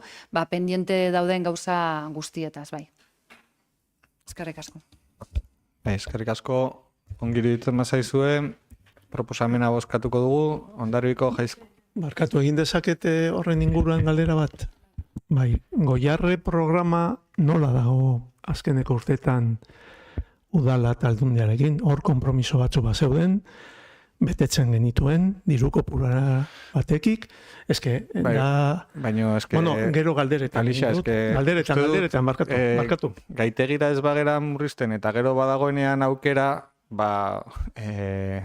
uste dut, hitz egin dugu, nola izan behar duten udalbatzak eta beste gai batzuk ateratzen dituzute beti, baina bozkatuko dugu eta gero segituan daukagunez erreguta galderen tartea galdetu halko duzu horri buruz. Bosgarren puntura berriz beraz, Hondarribiko Jaizkibelgo pistak eta basobidea kontserbatzeari eta ibilgailu motordunekin ibiltzeari buruzko ordenantzari hasierako onarpenaren aldeko bozkak, aurkakoak, abstentzioak, gehiengoz onartua beraz. 6. puntua, 2025ko 457 zenbakitik 903 zenbakira bitarteko alkate dekretuen berri ematea, ez dakit galderarik badagoen. Berri eman da, beraz. Eta 7. puntua, erregu eta galderak, erregistratu ditu Alderdi Sozialistak idatzi bitartez bere galderak, beraz, Josu, zuri emango izutitza. Bueno, mis preguntas van tiene dos apartados, ya que esta mañana y hace poco hemos hablado del tema de los presupuestos y la aplicación del tema presupuestario, pues venía un poco a cuento en el sentido de que algunos compromisos que de alguna forma se habían cogido por parte del equipo de gobierno, pues quería tener conocimiento de cómo están, Y el primer compromiso era el proyecto ascensor de la calle de Santiago. Es decir, que había una especie de proyecto que le habíamos planteado, que se planteó el tema, se cogió como aceptado, y quiero saber cómo está el tema. Yo creo que era por el tema de la parte de Claudia, ¿no? En lo que era la zona de la Claudia. Si de alguna forma ese ascensor, si es viable o no, según como lo veis, y si hay algún proyecto. Bai, arratsaldeon guztioi. Okerrez banago, galdera honeri erantzun zitzaion ja aurreko udalbatzaren batean, baina berriz ere erantzungo dugu. Egia da begi honez ikusten dugula hor igogailu bat jartzea, izan ere, eskailerak ez dira irisgarriak, eta beraz, hortan ere hobetzen joan beharko gara, baina onartu zen diru partida ez zen nahikoa, azkenean horlako igogailu batek 150.000 eurotik gorako aurrekontua dauka, eta beraz proiektua bera ere garestiagoa da, eta etzen iristen jasotako diru kopurarekin. Beraz, aztertu beharko dugu, agian orain irekitzen zaigu aukera, aztertzeko diru kopuru zabalagoa sartu eta proiektuari eusteko.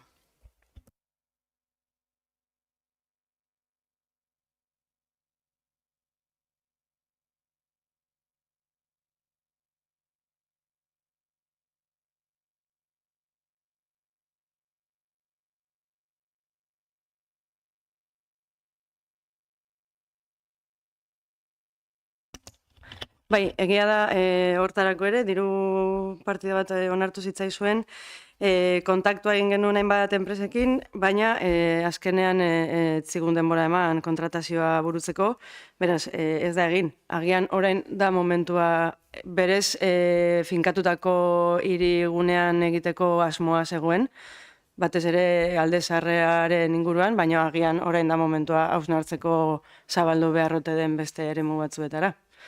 Baina ez zigun kontratazioa egiteko denbora eman.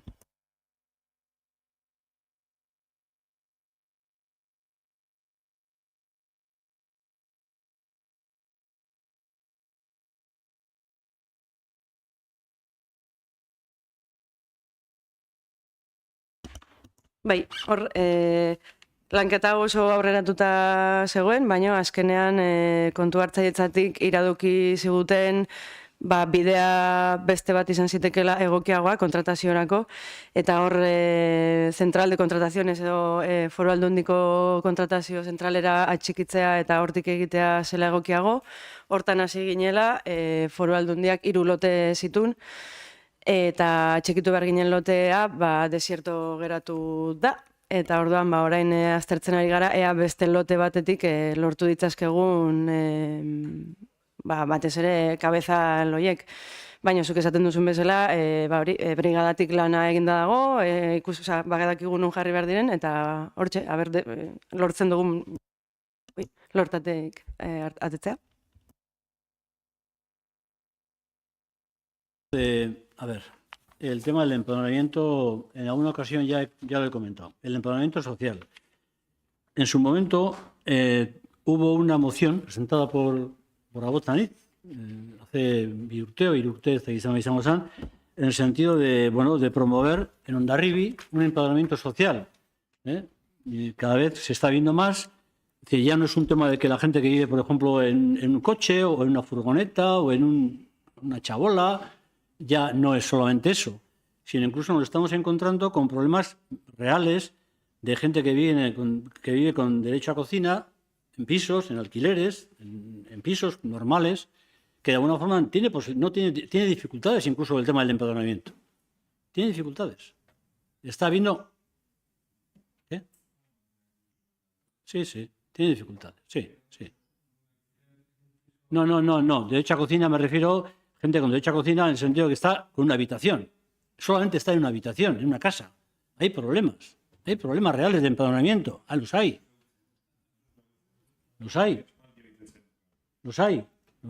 Entonces, hay un compromiso por parte en su día de hacer una... el padrón social que hasta ahora conocemos es sobre todo para la gente que de alguna forma estaba en la calle, fundamentalmente es la experiencia que había, y tenían unos sitios determinados para dejar, por ejemplo, yo creo que en Irún tenían pues una especie de cajetilla en el cual se dejaban las cosas, tenían que cumplir unos compromisos en el sentido de aparecer permanentemente en lo que es en los servicios sociales, había un sitio, etcétera, etcétera. Pero ese tema se está agrandando a otros niveles, se está agrandando. No solamente es el personal que está en la calle o en una furgoneta, sino se está agrandando incluso a viviendas.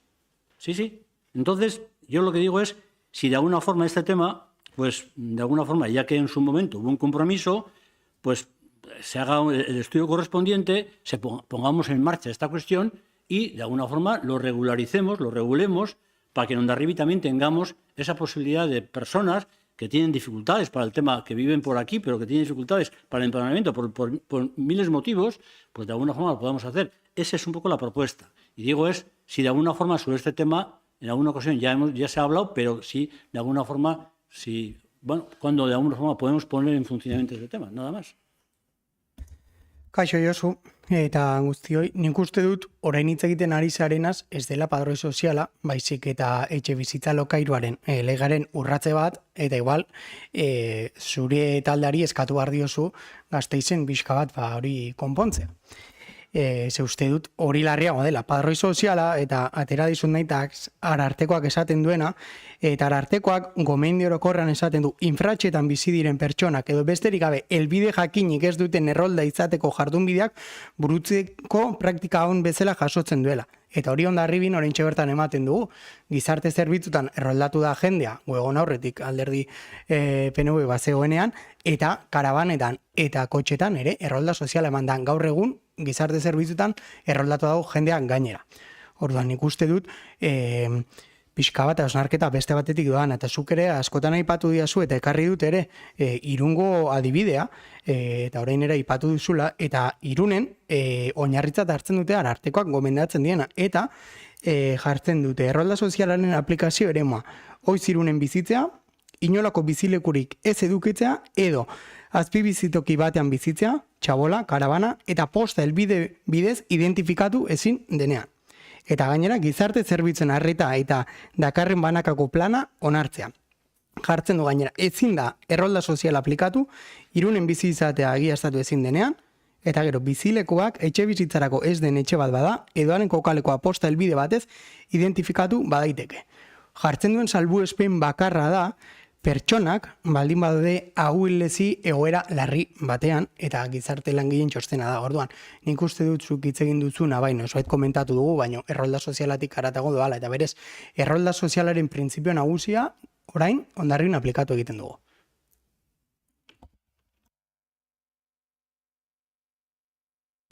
Aplikatu egiten dugu.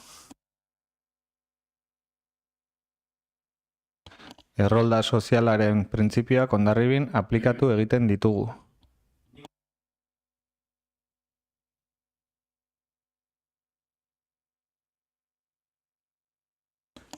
Josu, udaletxe honetan erroldatu egiten ditugu bertan bizi diren, edo esaten duten lekuan bizi diren pertsona oro.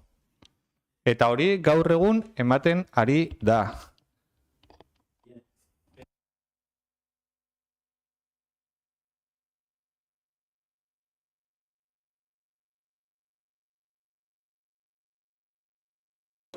Y esté en la web del ayuntamiento.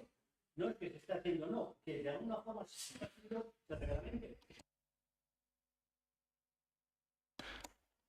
Josu, lehen zure galderan egin duzuna eta orain esaten ari zarena gauza ezberdinak dira. Bai. Esan duzuna da gauza bat eta orain eskatzen ari zera araubide bat. Ikusi duzun bezala gobernu hau arauak iaia ari gera planteatzen udalbatza bakoitzean. Egiten ari gera arau pilo bat, eta gutxi gora bera ez dakit, baino gaur martxoan gaude eta esango nuke ekarri ditugula 2025an bi ordenantza ez banago oker udalbatzara, 2024an ekarri genituen ere zenbait ordenantzak egiteko aukera badago. Baina nik eskertuko nuke, bali maduzu proposamenik, Alderdi Sozialistaren izenean jartzeko mahai gainean araubide proposamen bat. Zeren horretan gabiltza guztiok lanean, ez? Eta eztabaidatuko du udalbatzan, eta bidezkoa baldin bada, eta bozkatzen baldin badugu alde, zeren batzutan badirudi bidezkoak diren gauzak kontra ere bozkatzen direla udalbatza honetan, ateratzen baldin bada onartua izango da, eta baino implikatu eta ekimenez aritu, nik animatzen zaitut, mila esker.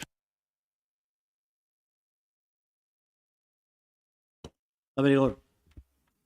Yo, no me vayas por la envolvente y no me vayas por las izquierdas y las derechas. No me vayas por la envolvente.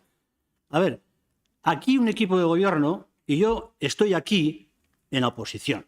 Y lo que estoy planteando al equipo de gobierno es que de alguna forma exista una normativa, un reglamento, si no es pedir mucho, en el cual eso que está diciendo que está haciendo se ponga en papel. Blanco sobre el negro, para que podamos hablar si es normal o no, si las coberturas pueden ser estas o pueden ser las otras o las de ahí. A mí, o sea, me parece muy bien que hagáis 1 y 2 reglamentos y 3 y 15. Me parece muy bien. Pero simplemente lo que estoy pidiendo es que de alguna forma se reglamente tal y como vosotros lo pedisteis en su momento, el cual estoy de acuerdo. Estoy de acuerdo. Simplemente lo que estoy haciendo es pedir eso. Nada más. Y no me digas a mí y no me eches la pelota a mí. Te lo estoy diciendo a ti porque tú eres de gobierno. Y tú tienes los técnicos. Y tienes la gente y los conocimientos. Tienes una persona de igualdad. Tienes los mecanismos suficientes para hacerlo. Cuando lo tengas, me lo traes. Y lo que te estoy pidiendo es que lo traigas.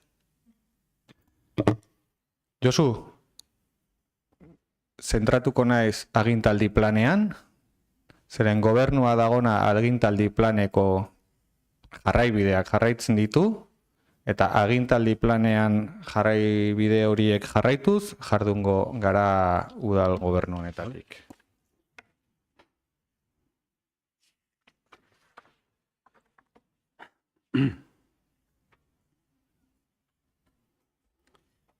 Bien. Hurrengo asuntoa. Memoria democrática.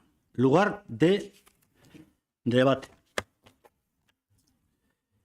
Yo en el mes de enero presenté una moción sobre el tema de hacer de Guadalupe en lugar de la memoria.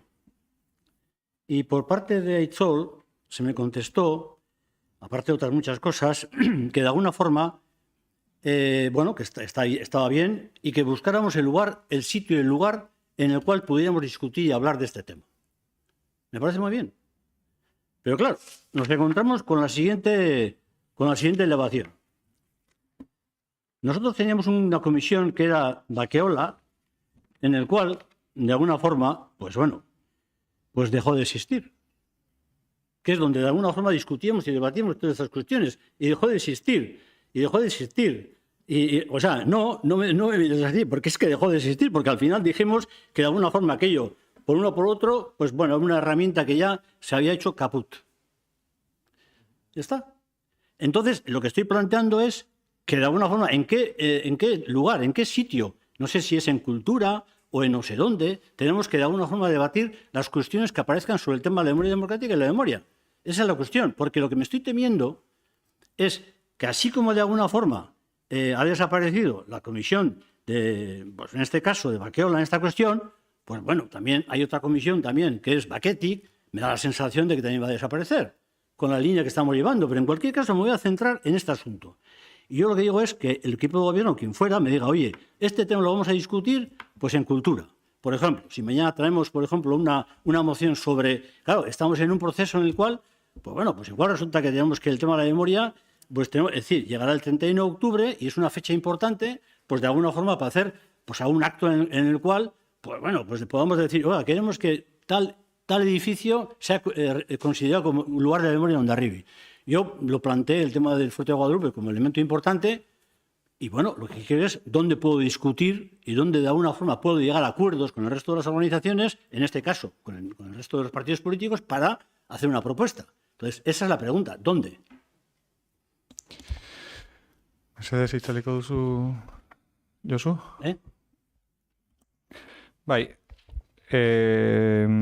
memoriako gaiak jorratzeko, eta, bueno, nahastu dituzu gauza asko beti bezala, zegoen batzorde berezi bat zegoen, eta batzordeak erabaki zuen ibilbidea amaitzea. Eta ez banago oker, edo niri horrela transmititu zait, ezin zelako aurrera egin batzorde horretan, inondik inorako adostasunik lortzeko aukerarik etzelako ikusten. Eta zu, Josu, zinen batzorde horretako kide, eta zu izan zara batzorde horretan besteak beste, adostasunetara iritsi ez ahal izatearen kide bat. Orduan, batzorde horri amaiera ematea proposatu zenuten. Bueno, zuk aipatzen duzun memoria demokratikoko gaiak nun jorratu daitezken? Ez dakit galdera udalbatzan beran egitea den eraikigarriena. Hau egiten duzu ziurrenik, grabatua gelditzen delako eta ikusteko, baina batzordeetan galdetu ezkero, zen nidakidanez, ez nortasuna batzordean, ez udalkudeak eta batzordean, ez duzu planteatu galdera hau. Eta iruditzen zait, galdera hau, edo gai hau jorratu daitekela nortasuna sendotzeko batzordean. Baina batzordeak burutzen ditugunean, bertan galderak egiteko aukera dago, eta bozeramaile batzordean ere, zalantza eduki eskero, galderak hauek egiteko aukera dago, asteartean bildu ginen, ez zenuen olako aipamenik egin ere, eta udalbatzan egiten duzu, erantzute dizunik. Egin dezakezu nortasuna sendotzeko batzordean. Ados? Ados? ¿Puedo replicar? Bueno, galderazi erantzuna eman diotez. Oye, hombre, me dices, a ver, o sea, lo que me estás diciendo es, ¿por qué lo planteo aquí? Hombre, porque tengo todo el derecho del mundo a plantearlo. Porque tengo todo el derecho del mundo a plantearlo. Es que, no, a ver, me estás poniendo en cuestión que yo puedo plantear esto en un pleno. No, yo tengo todo el derecho de plantear este asunto en el pleno. Y tú no me puedes decir que no. O sea, ni me puedes poner en cuestión, porque es que este es el órgano de derecho en el sentido en el cual, es decir, de expresión. Yo aquí planteo, porque a una respuesta que se me dio en su momento en pleno, la respuesta fue en pleno, en enero, y mi pregunta es en pleno, punto. Posible dut nik erreplikatu ere? Lo que quieras. Eskerrik asko, nik nahi dudana esaten dezunean. Josu, berriro esango dizut. Bizikidetza batzordean hitz egin zenuten gaia nondik jarraitu zitekeen. Hitz egin zenuten. Baditugu hainbat espazio elkarrizketakoak hitz egin daitezkenak. Nik ez dizut esan galdera ezin denik egin. Eske jartzen zera haserre bizian hor, ez dakit zer irudikatzen edo ze antzeslan egiten, Josu, jartzen zera hemen zera, ez dizut esan ezin denik egin. Egin dezakezu nahi duzun galdera. Eta nik erantzun bat eman dizut. Eta jazta? Ez? Ba, jazta. Sondo.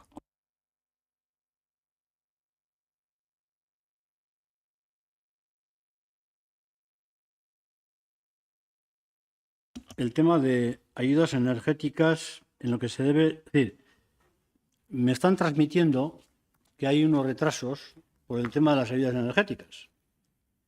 Y hay una especie de bolo en el sentido de que de alguna forma el reglamento que está aplicando hasta la fecha y que en su momento se aprobó en este pleno sobre el tema de las ayudas energéticas, para el tema de los butanos, de los gases, etcétera, etcétera, se va a dejar de pagar por ese capítulo, me refiero por ese reglamento, y se va a pasar al tema de las ayudas de emergencia social. Eso es lo que de alguna forma me está llegando. Yo no sé si esto es verdad o no es verdad.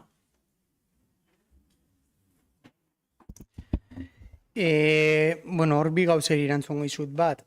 Jaso ditugu eskariak eta ahalik eta azkarren tramitatuko dira, eta bi, eta hau ere lotura zuzena dauka, hasieran esan duzunarekin segatik jaitsi diren partidak, eta arrazoia da, orain diputaziotik eta Eusko Jaurlaritzatik egin diren eta emango diren partidak ez dutelako bateragarri egiten energia laguntzak. Orduan, bideratzen ari direnak gizarte zerbitzutatik da, eskatzeko hau da, Eusko Jaurlaritzako edo diputazioko laguntzak, azkenean ziurta handiagoak direlako, eta hemengoak desegitera joango dira arrazoi horregatik, baina logika da, eta horrek ekarriko duna da ere, 40.000ko partido hori zena, gutxitzea gutxitu den moduan, ze ez digu beste organoek ez digute utziko laguntza horiek ematen.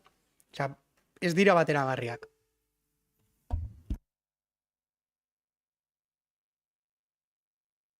De orden o ya de seguidas, me llegó también una queja en el sentido de que hay un edificio que está, en este caso es en Mendelu 28, en el cual es yo que en su momento fue un edificio que lo tiró la Diputación, el Ayuntamiento.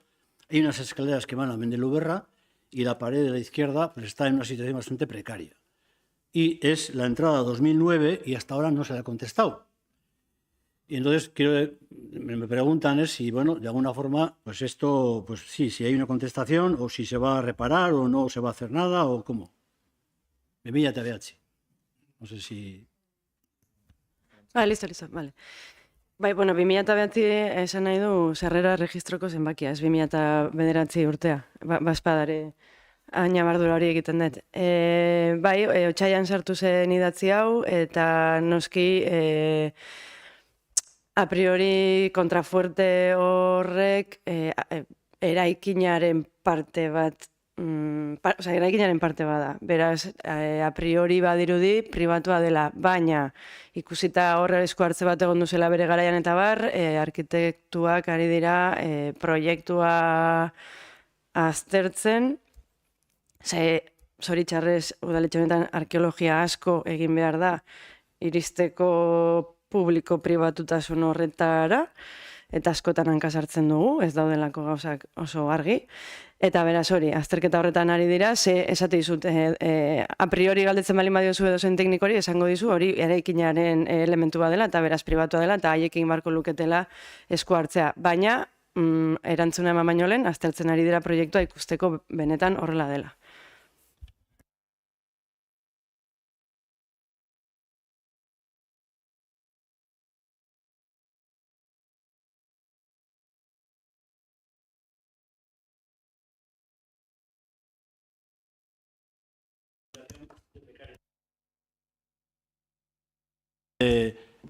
Al alcance, he preguntado varias veces, pero ahí está.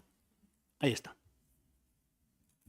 Bai, ahí está, esan dizut behin baino gehiagotan nik ere, hori partzela pribatu bat dela, eta beraz udala ezin dela sartu nahi duen moduan, baina esango dizut ere, hor zeuden hondakin urbanoen 170 gutxi gora bera erretiratu dela ja, eta hori eman baldin bada, izan dela, eta bide batez eskerrak eman nahi dizkiet, udaleko teknikari eta udaltzaingoaren lanari esker, ze sinistu dazu, pelmada handia ematen ari direla, eta hori esker, hori, 170 erretiratu dela dagoeneko. No reza en las preguntas. A final de mes tenemos mareas. ¿Qué plan de prevención tenemos?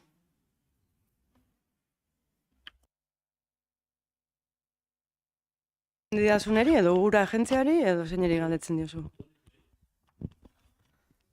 Udaletxeak badakizu jozu, sakoak jartzeaz gain, ez baldin badigute onartzen sartu genuen proposamena, eskuak lotuta ditugula. Beraz, lagunduko diguzu mesedez ea kasu egiten diguten bengoz, eta ea ebazten duten denok ezagutzen dezuten motaren proiektua eta esklusen proiektua ea onartzen diguten? Mesedez. Ze bestela, baita ere gonbidatzen zaituztet, sakoak jartzera,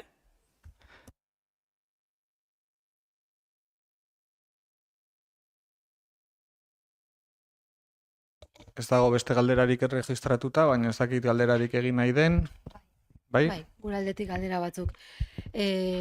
Aurreko plenoan galdera zehatz bat egin genuen, ez genuen erregistratu, ez genuen idatziz aurkeztu, baina ez dakit reglamentuak baimentzen digun galderak egitera, badakit ez dugula zergatik plenoan bertan erantzuna jaso behar, baina uste dut ez dakit reglamentuak zer esaten duen udalbatzan egiten diren galderei buruz. Nik behar bada, galdera berriro errepikatuko dut eta zehatz-mehatz horrela esaten zuen.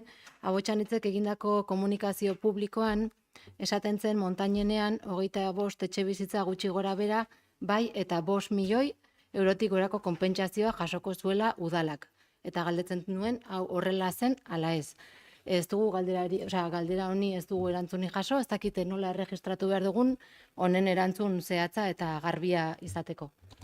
Uste dut galdera horreri oheren erantzungo diona idazkari jauna izango dela, ez? Prozedurari buruzkoa. Osea, galderei erantzuna. Pues bai, printzipioz obligazio esan eten, bai. Dakit espedienteak ikusteko eskubidea dezuen bezala, eta baina horrela zehaztuta reglamentoan ez dago ezerrez. Bale, guk galderak egiteko eskubidea badaukagu, baina erantzuna jasotzeko ere bai, nola bermatzen da eskubide hori. Ez dakite ondo azaltzen ari naizen. Erantzunez hau ez da test bat bai edo ez. Esan ez dakit begiratu inbarko nuke. Bueno, barkatu gorka. Vale. Bueno, barkatu, nik berriro galdera luzatu egiten dut, eta da hortxe gelditzen da.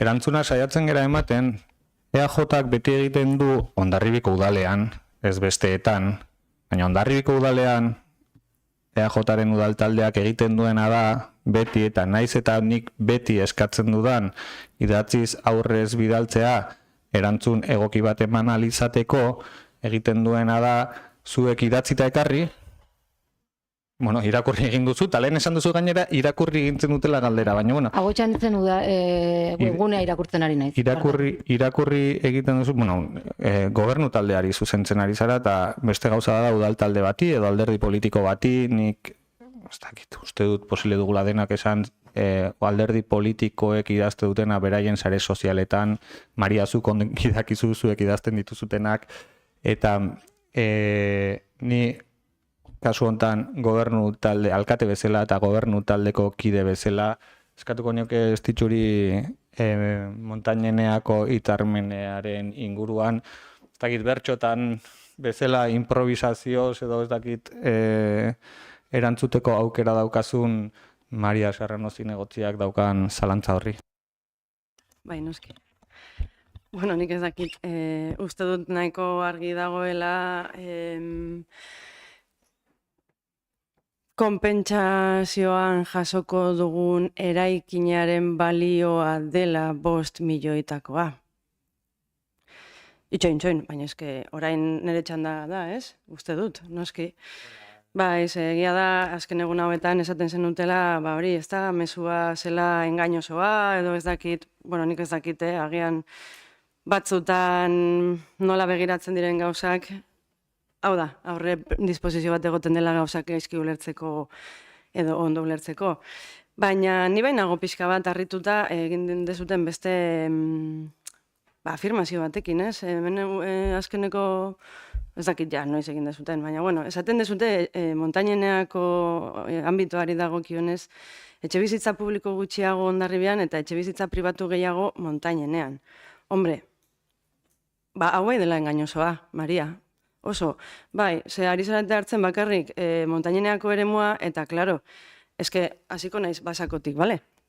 Orduan, Basako badakizute emergentzia habitazional baten aurrean, dagoela Hondarribi, hori esplikatu dizuegu, eta erabaki hori edo horren aurrean erabaki dugula lehenengo, osea, gauden fasetik aurrera egitea, hau da, lehendabiziko onarpenetik aurrera egitea. Horrek, esplikatu dizuegu ere bai, ez digula uzten aldaketa sustantzialak egiten.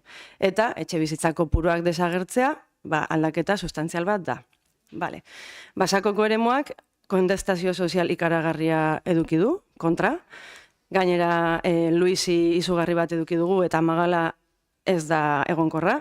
Eta gainera, mugikortasun arazo larriak sortzen ditu, beraz, Basako desagertzen da. Baina, esaten dudan bezala, etxebizitza horiek ezin dira desagertu. Beraz, zer egiten dugu? Ba, etxebizitza horiek redistribuitzen ditugu beste eremutan.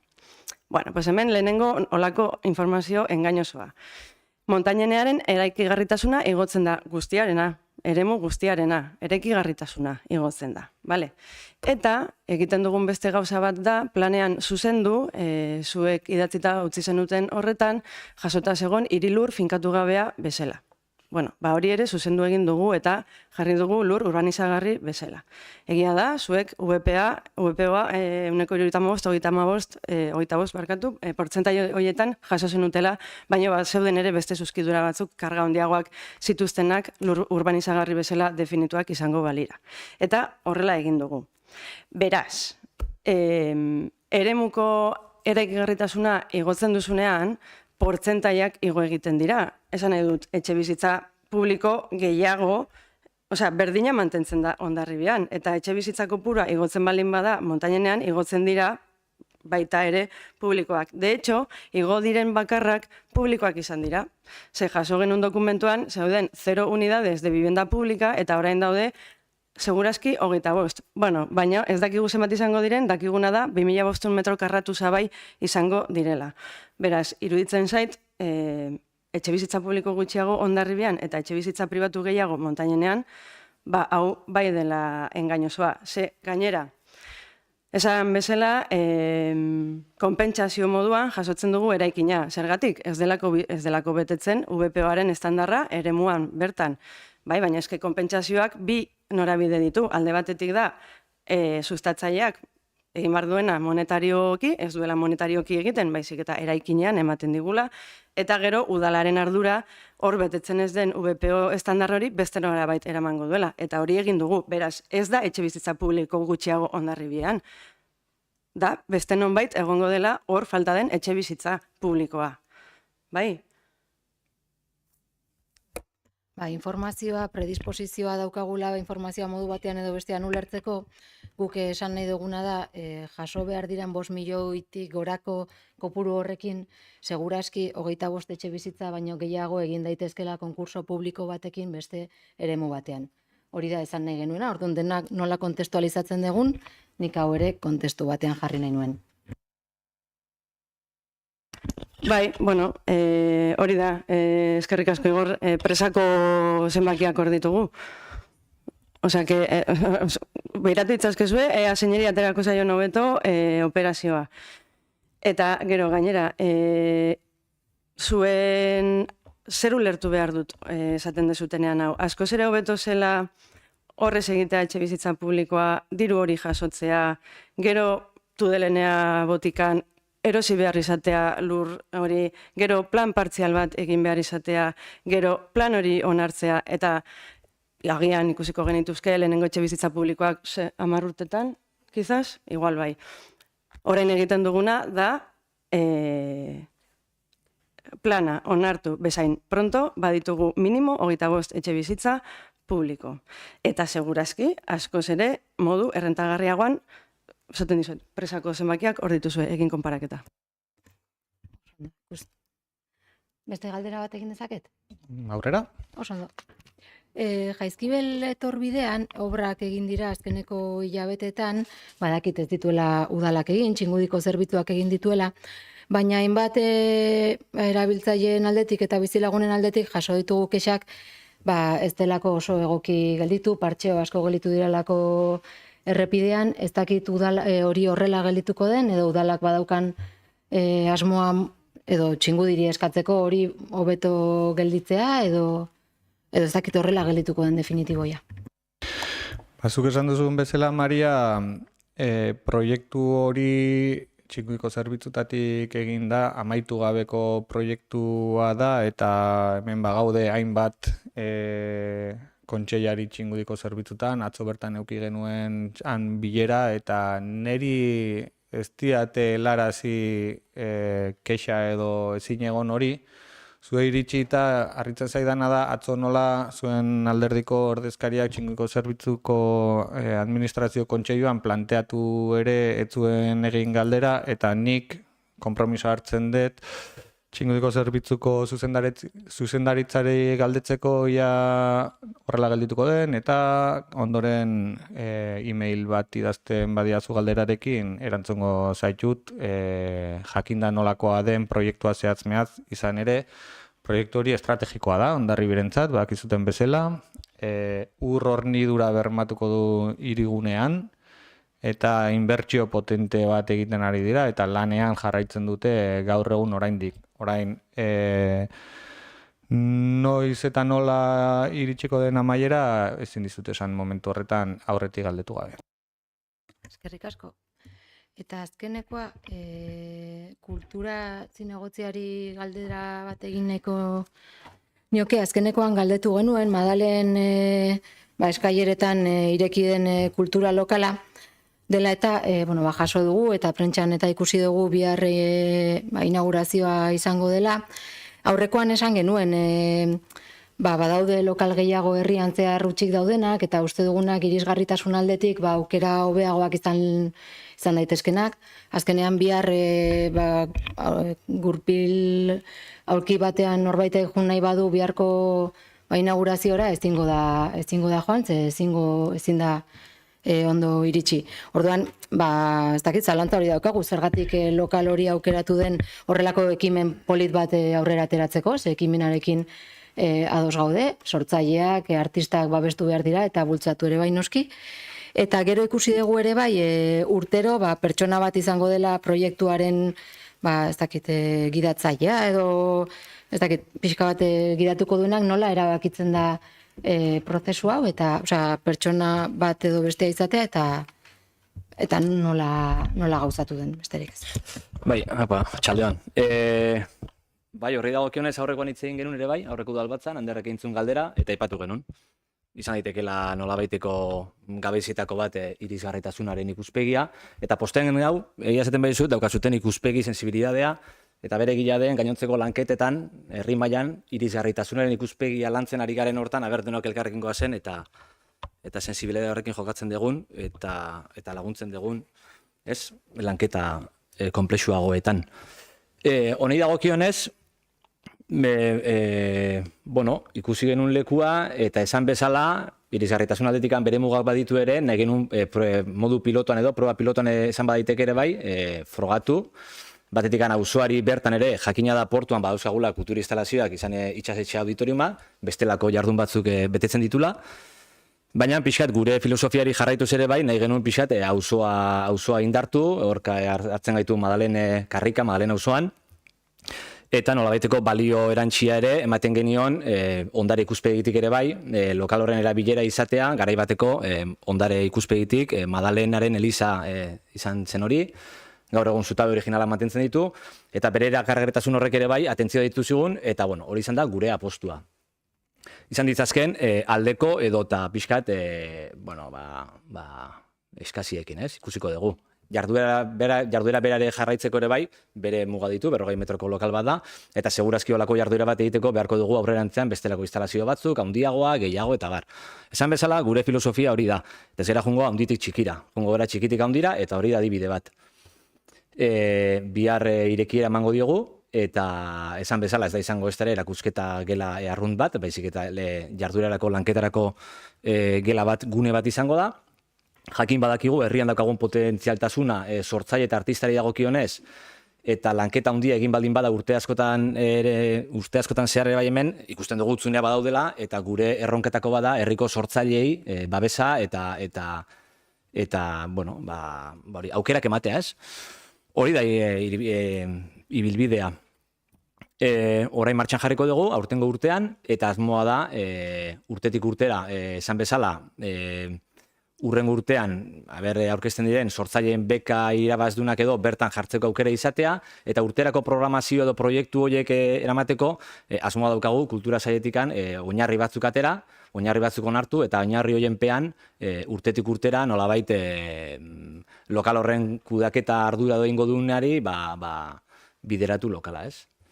Gonbidatu zaudete, herritar guztiok, bihar 7 bertaratzea, eta zuen aportazioak egitera. Eskerrik asko.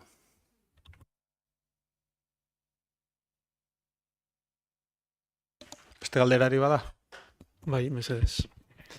Hasi gera pleno esanez, idazkari jaunak irakurri digu, reglamentua nola jokatu behar dugun, ni aurreko puntuan, hitz egin nahi nuke, ulertzen dudalako, bozketa baino lehen, hitz egin dezakegula. Eta ezin izan dut jarraitu, gai berdinarekin. Garoak esan du gauza bat mantenuaren inguruan, eta niri momentu hortan buruatu zait Goiarre programa, eta horren arira galdetu nahi nuen. Baina, gaur aukera dago horren galdetzeko. Izango balitz, beste gaiaren inguruan ulertuko nuke zure aldetikan, arreta deitzea esateko, ez nagola gaiari heltzen, batzutan esaten duzun bezala, baina etzen horrela. Zuzenean, igual ez dakizu zer den Goiarre programa, Igor, gerta daiteke. Ez duzu, bai, entzun duzu. Nik galdetu nahi dut, entzun diodalako garoari mantenuaren inguruan, eta 2021an okerrez banaiz, eta 2022an, 2023an, segun Goiarre programa hori, badago diputazioarekin batera. Dagokio aldundiari kudeaketa eta mantenua, binon udalok hartzen genuen kopuru bat horretarako. Urtetan zenbait bilera jartzen egiten genituen, eta hori igual gaizki ulertu garoari pixka mantenuarena, eta horren arira udalak jarraitzen duen programa horrekin, edo beste modu batean egiten den. Nik uste dut jaizki berazkenek urtetan mantenuaren aletikan lan hona egin dela, eta orain ez dut ikusten hain gaizki dagoenik, nik hori ez dut esango. Binon, programa horren inguran, ziurazki jakingo duzue nola egiten den, baina lehen bazegon hitzarmen bat, edo zuzenean lan batzuk udalak kontratatu edo, eta ulertu dut, iruditu zait, azkeneko urtetan edo ez dela manten hori egiten, eta horren inguruan. Eskerrik asko. Bai, Eskerrik asko zuri, Kalixa. Arazoak daude, izan ere ez dago hitzarmenik, ez dago inolako enkomiendarik, ez eskaririk, eta udalak egiten zuna zen foru funtsera diru bat jarri, eta orduan foru aldundiko etorlur enpresak hartzen zuen bere gain kudeaketari. Zer gertatzen da, 2022ko lanak zuritzen hasi zirenean, 23an ja, hemengo kontu hartzaileak esan zula honeaino iritsi ginela. Ze hori ez zegoela zuritzerik, eta ez zegoela inolako, esaten dizut, ez zegoen eskaririk, ez zegoen enkomiendarik, ez zegoen hitzarmenik, zerren baitan egiten ziren lan horiek. Eta hor, berta ez ziren ordaindu, faktura horiek ez ziren ordaindu, eta hortik aurrera gatazka bat sortu zaigu. Hainbat bilera egin ditugu foru aldundiarekin, eta hemen idazkari jaunak borondate honez egindako hitzarmen proposamen bat helarazi genien, ez bai dugu ulertzen nola den posible foru aldundi batek hitzarmen bat sinatu nahi ez izatea, baina ez du nahi hitzarmen hori sinatu. Eta zer egin dugu orain arte?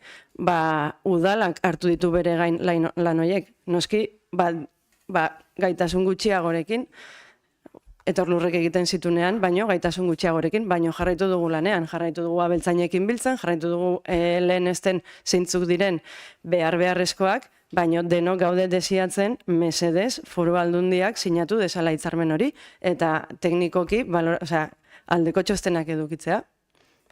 Eta, de hecho, asteleneko bileran ere, gai hori jorratu nahi dugu. Beraz, zuen eskutik laguntzerik baduzue, zuek animiltzen zaretela, eskertuak.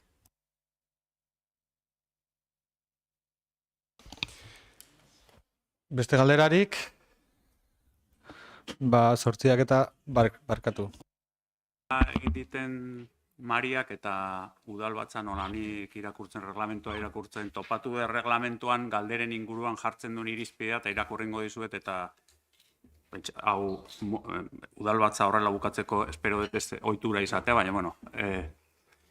Esaten du, 97. artikuluan, las preguntas planteadas oralmente en el transcurso de una sesión serán generalmente contestadas por su destinatario en la sesión siguiente sin perjuicio de que el preguntado quiera darle respuesta inmediata. Las preguntas formuladas por escrito serán contestadas por su destinatario en la sesión siguiente sin perjuicio de que el preguntado quiera darle respuesta inmediata. Las preguntas formuladas por escrito con 24 horas de antelación serán contestadas ordinariamente en la sesión o por causa debidamente motivada en la siguiente. Vale.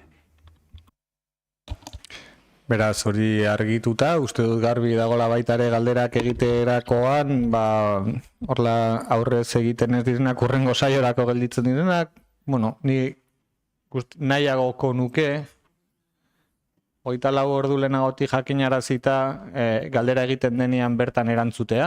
Uste dut egokiagoa dela, utzi behar izatea, baina urrengo hilabete baterako saiorako galderei erantzutea, baina saiatuko gara erantzuten aldugun guztietan, eta bukatzeko Kalitxari erantzuteko baitare nola ordenantza jaizkibeleko ibilbideen eta bideen ordenantzari buruz hitz egiten ari ginena eta Goiarre programari buruzko informazioa etzetozen bat, eta horregatik eskatu dudana izan da gaitegian zeon gaiari heldu, eta ondoren nahi izan ezkero beste gai bati lotutako galderak erantzungo zela.